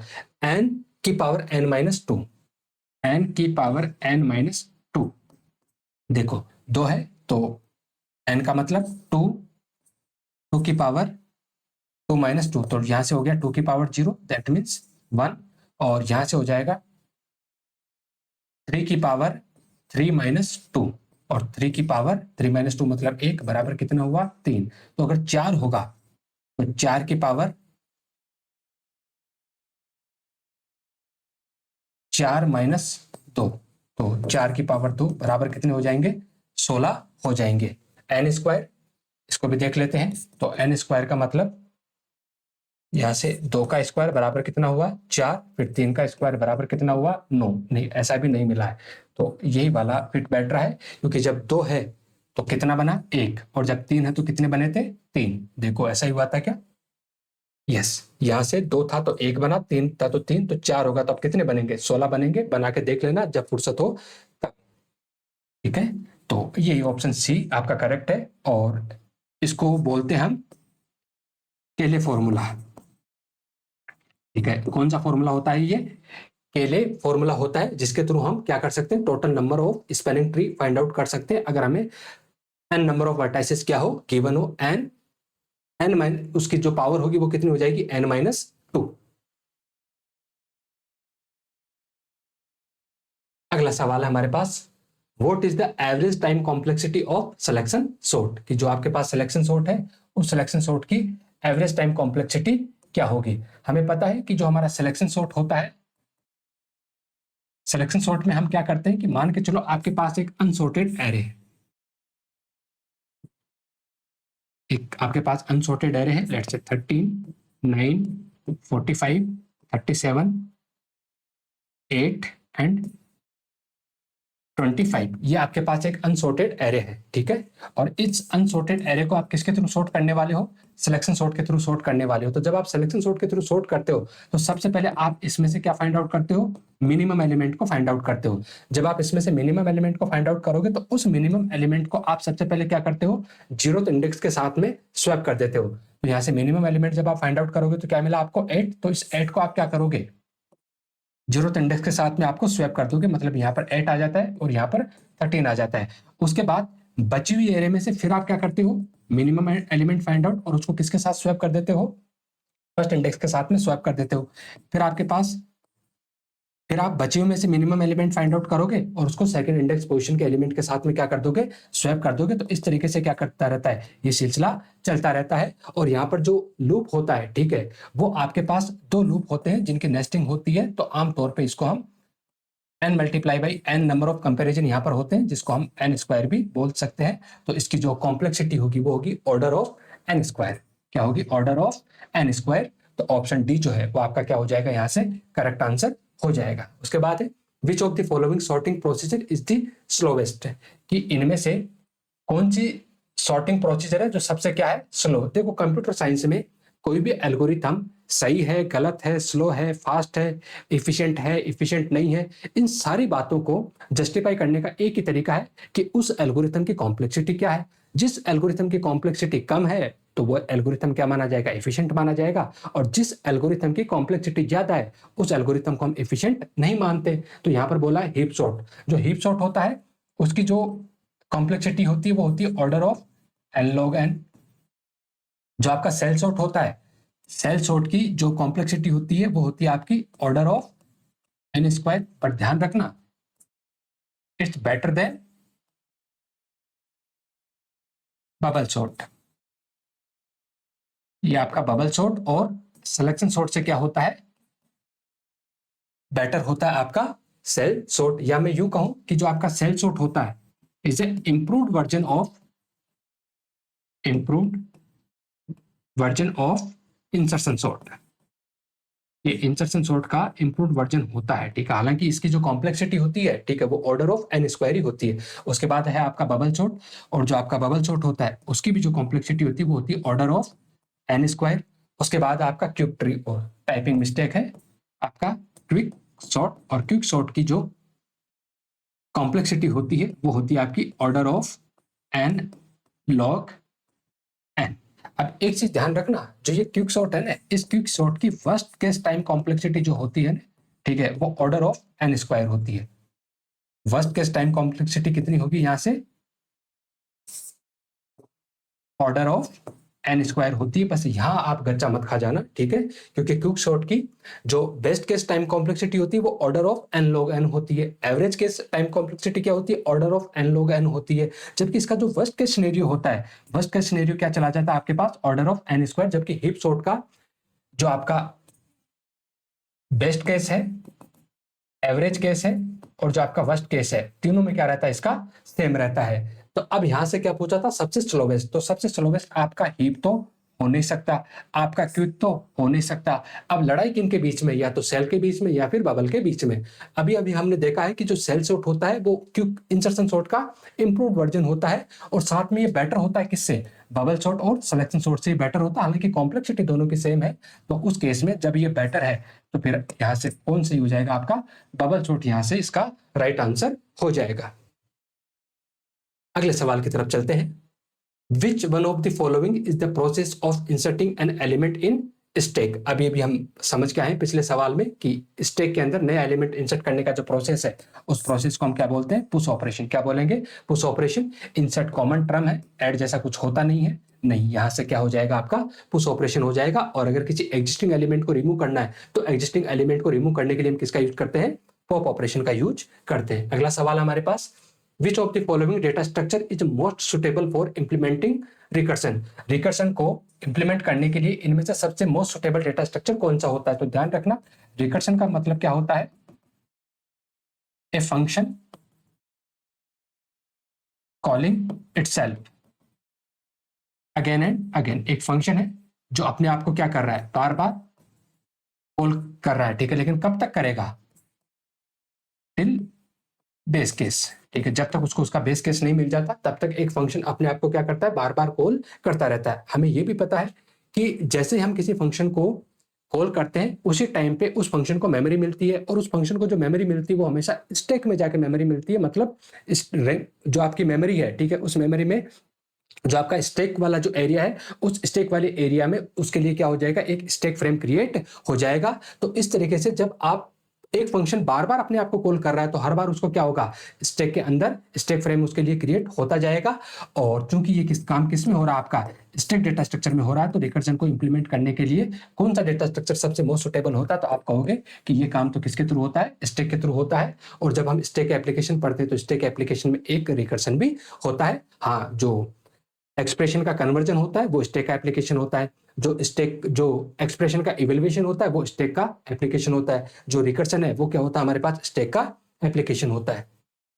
Now which sorting algorithm has the best worst case time complexity among the following options. मतलब ये जो 4 ऑप्शन है, उन 4 ऑप्शन में से इसकी जो वर्स्ट केस टाइम कॉम्प्लेक्सिटी है वो सबसे अच्छी है, ठीक है। मतलब सबसे बुरे में सबसे अच्छी आपको बताना है कि वर्स्ट केस टाइम कॉम्प्लेक्सिटी पहले आपको पता हो, तो उसके बाद इनमें से अच्छी कौन सी है इन एल्गोरिथम की, वो आपको पता करनी है। सबसे पहला आपका इंसर्शन सॉर्ट का जो वर्स्ट केस सिनेरियो होता है वो ऑर्डर ऑफ एन स्क्वायर होता है। क्या होगा आपका, ऑर्डर ऑफ एन स्क्वायर होगा, ऑर्डर ऑफ एन स्क्वायर। जो आपका मर्ज सॉर्ट है, मर्ज सॉर्ट का वर्स्ट केस सिनेरियो होता है आपके पास order of N log N. उसके बाद आपका बबल सॉर्ट का जो आपके पास वर्स्ट केस सिनेरियो होता है वो होता है ऑर्डर ऑफ एन स्क्वायर, और सिलेक्शन सॉर्ट का भी होता है आपका order of N square, order of N square. अब पूछा है कि इनमें से अच्छा कौन सा है, तो इनमें से तो अच्छा कौन है आपका, order of N log N है, ठीक है। तो यहां से क्या आ जाएगा आपके पास, मर्ज सॉर्ट इसका करेक्ट आंसर हो जाएगा। अब सपोज करो इस मर्ज की जगह क्या होता आपका, ऑप्शन क्यूब हो जाता, मर्ज की जगह ऑप्शन क्या होता, क्यूब हो जाता। तो क्यूब का जो वर्स्ट केस टाइम कॉम्प्लेक्सिटी होती है वो क्यूब की भी क्या होती है, ऑर्डर ऑफ एन स्क्वायर होती है। मतलब सबकी क्या हो जाती, इक्वल हो जाती। लेकिन ऑप्शन हमारे पास मर्ज सॉर्ट है, मर्ज सॉर्ट का बेस्ट केस, एवरेज केस और वर्स्ट केस, तीनों में उसके टाइम कॉम्प्लेक्सिटी क्या रहती है, order of N log N. और जो हीप सॉर्ट होता है उसकी भी तीनों में जो कॉम्प्लेक्सिटी रहती है वो होती है order of N log N. जबकि जो आपका क्यूब सॉर्ट है, क्यूब सॉर्ट का जो बेस्ट केस होता है वो order of N log N होता है। जो आपका एवरेज केस होता है वो भी order of N log N होता है, जबकि इसका जो वर्स्ट केस होता है वो ऑर्डर ऑफ एन स्क्वायर होता है। Now which data structure is most efficient for implementing the symbol table in lexical analysis। ये जो लेक्सिकल एनालिसिस वाली फेज होती है, ठीक है, उसके अंदर जो सिंबल टेबल आपकी बनती है, उस सिंबल टेबल को इंप्लीमेंट करने के लिए सबसे मोस्ट एफिशिएंट डेटा स्ट्रक्चर यहाँ पर कौन सा वाला है। तो हमें पता है कि जो हमारा लेक्सिकल एनालिसिस जो होता है वो क्या होता है, first step, it is first step of compilation. जब भी हम सी के प्रोग्राम को कंपाइल करते हैं तो सी के प्रोग्राम को कंपाइल करने के लिए जो लेक्सिकल एनालिसिस होता है, ठीक है, वो क्या होता है, पहली फेज होती है। क्या करता है लेक्सिकल एनालिसिस में, लेक्सिकल एनालिसिस में जो आपका कंपाइलर होता है वो आपके कोड को कैरेक्टर बाय कैरेक्टर बेसिस पे स्कैन करता है, और कैरेक्टर बाय कैरेक्टर बेसिस पे स्कैन करके उसको छोटे छोटे पार्ट में तोड़ता है। और उन छोटे छोटे पार्ट को हम क्या बोलते हैं, टोकन्स। क्या बोलते हैं हम उनको, टोकन्स। इसीलिए कई बार लेक्सिकल एनालिसिस को हम क्या बोलते हैं, टोकनाइजेशन भी बोलते हैं। क्या बोलते हैं, टोकनाइजेशन भी बोलते हैं। और इसी स्टेप में स्कैनिंग होती है, तो कई बार हम उसको स्कैनिंग भी बोलते हैं। तो लेक्सिकल एनालिसिस में कंपाइलेशन का फर्स्ट स्टेप होता है। इसमें आपका जो कंपाइलर होता है वो आपके कोड को कैरेक्टर बाय कैरेक्टर बेसिस पे जज करेगा, जज करके छोटे छोटे पार्ट में डिवाइड करता है, जिनको आप टोकन बोलते हो, ठीक है। और जब कंपाइलर आपका ये काम कर रहा होता है तो उसको फ्रिक्वेंटली इंसर्शन, डिलीशन और अपडेशन, इस टाइप के ऑपरेशन उसको फ्रिक्वेंटली क्या करने होते हैं, परफॉर्म करने होते हैं। और जब फ्रिक्वेंटली परफॉर्म करने होते हैं तो आपका कंपाइलर ये चाहता है कि ये काम कैसा हो जाए, ऑर्डर ऑफ वन टाइम में हो जाए। मतलब जो कॉम्प्लेक्सिटी है वो सबसे कम रहे। तो ऐसा करने के लिए क्या एरे का यूज किया जाएगा, नहीं। लिंक लिस्ट का यूज किया जाएगा, बिल्कुल भी नहीं। क्या हैश टेबल का यूज किया जाएगा, यस। ऐसा करने के लिए आप किस डेटा स्ट्रक्चर को यूज करते हो, हैश टेबल डेटा स्ट्रक्चर को यूज करते हो। जब आप सिंबल टेबल को आपको क्या करना होता है, प्रैक्टिकली इंप्लीमेंट करना होता है तब, क्योंकि जो हैश टेबल होता है वो आपको इंसर्शन अपडेशन डिलीशन के लिए जो टाइम कॉम्प्लेक्सिटी प्रोवाइड करवाता है वो कितनी करवाता है, ऑर्डर ऑफ 1 प्रोवाइड करवाता है।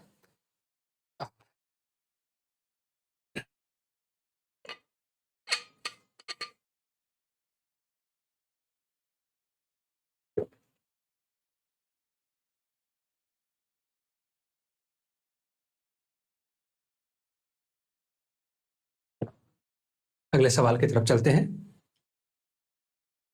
अगला सवाल है हमारे पास, which of the following is optimal to find an element at the kth position in the linked list. Optimal मतलब बेस्ट, मतलब बेस्ट है क्या फाइंड आउट करने के लिए, हमें kth पोजीशन वाले एलिमेंट को फाइंड आउट करना है, किसमें से, लिंक्ड लिस्ट में से। तो ये पूछा है कि इनमें से कौन सा वाला जो ऑप्शन होगा वो क्या होगा, ऑप्टिमल होगा। कब, जब आपको kth एलिमेंट फाइंड आउट करना हो। और जब आपको kth एलिमेंट फाइंड आउट करने की बारी आ रही है तो इसका मतलब है कि आप एलिमेंट को रैंडमली एक्सेस करना चाह रहे हो। कैसे एक्सेस करना चाह रहे हो, आप रैंडमली एक्सेस करना चाह रहे हो। और जब आप एलिमेंट को रैंडमली या डायरेक्टली एक्सेस करना चाहते हो तो एलिमेंट को रैंडमली या डायरेक्टली एक्सेस करने का तो एक ही तरीका है कि आपके पास क्या हो, एरे हो। जब आपके पास एरे होता है तभी आप एलिमेंट को क्या कर सकते हो, रैंडमली एक्सेस कर सकते हो। ठीक है, तो मान के चलो 0 1 2 3 4 ऐसा है, और मान के चलो कि ये एरे आपका ARR है, ऐसा कुछ रिप्रेजेंटेशन है। अब मैं आपसे पूछूं कि kth एलिमेंट मतलब थर्ड एलिमेंट को मुझे एक्सेस करना है, तो थर्ड एलिमेंट को एक्सेस करने के लिए मैं सिंपल क्या लिखूंगा, एरे ऑफ थर्ड लिख दूंगा। अगर मुझे फर्स्ट एलिमेंट को एक्सेस करना है तो मैं लिखूंगा ARR ऑफ 1। ठीक है, तो अगर मुझे kth एलिमेंट को डायरेक्टली एक्सेस करना है तो डायरेक्टली एक्सेस करने के लिए मेरे को क्या करना पड़ेगा, एरे का यूज करना पड़ेगा। तो सिंगली लिंक लिस्ट से काम होगा नहीं, डबल लिंक लिस्ट से काम होगा नहीं, सर्कुलर लिंक लिस्ट से काम होगा नहीं, array implementation of link list. हाँ, अगर हम इस डेटा को किसके थ्रू इंप्लीमेंट करवा दे, एरे के थ्रू इंप्लीमेंट करवा दे, तो जो फंक्शनलिटी हम चाह रहे हैं वो फंक्शनलिटी अपने को मिल जाएगी। नाउ नेक्स्ट सवाल है, एक असर्शन है और फिर उसके बाद उसका रीजन हमें गिवन है। बोला है कि the first element added to the queue is the first one to be remove. कि क्यू डेटा स्ट्रक्चर में जो एलिमेंट सबसे पहले ऐड किया जाता है उसको सबसे पहले क्या किया जाता है, रिमूव किया जाता है। क्या ऐसा होता है क्या, तो आप बोलोगे यस, क्यू में ऐसा होता है कि क्यू का जो प्रिंसिपल होता है वो क्या होता है, टिपो, फर्स्ट इन फर्स्ट आउट। जो एलिमेंट सबसे पहले आया था उसको सबसे पहले क्या किया जाएगा, प्रोसेस किया जाएगा। रीजन दे रखा है कि एक queue data structure is use for storing and managing data in a specific order. हाँ, स्पेसिफिक ऑर्डर में तो होता है। It follow the principle of first in first out. क्या ये फर्स्ट इन फर्स्ट आउट का प्रिंसिपल को फॉलो करता है, यस। क्यों किसको फॉलो करता है, first in first out principle को फॉलो करता है। तो क्या एडसेशन और रीजन दोनों राइट है, यस दोनों राइट है। और कमाल की बात यह है कि यहाँ पर जो आपका रीजन है वो एसर्शन की सही तरीके से व्याख्या भी कर रहा है। तो both A and R are true and R is the correct explanation of A. Yes, जो आपका आर है वो ए की सही तरीके से क्या कर रहा है, यहाँ पर व्याख्या कर रहा है। तो ऑप्शन ए जो है वो आपका करेक्ट आंसर हो जाएगा। Both A and R are true but R is not correct explanation. नहीं, ऐसा नहीं है, ये तो करेक्टली एक्सप्लेन कर रहा है। A is true but R is false. नहीं, ऐसा नहीं है, A is false but R is true. नहीं, ऐसा भी नहीं है। ठीक है, तो उम्मीद है आपने इस सेशन को एंजॉय किया होगा, आपने बहुत कुछ सीखा होगा। मिलते हैं अगली क्लास में, आप अंत तक रुके उसके लिए धन्यवाद आपका।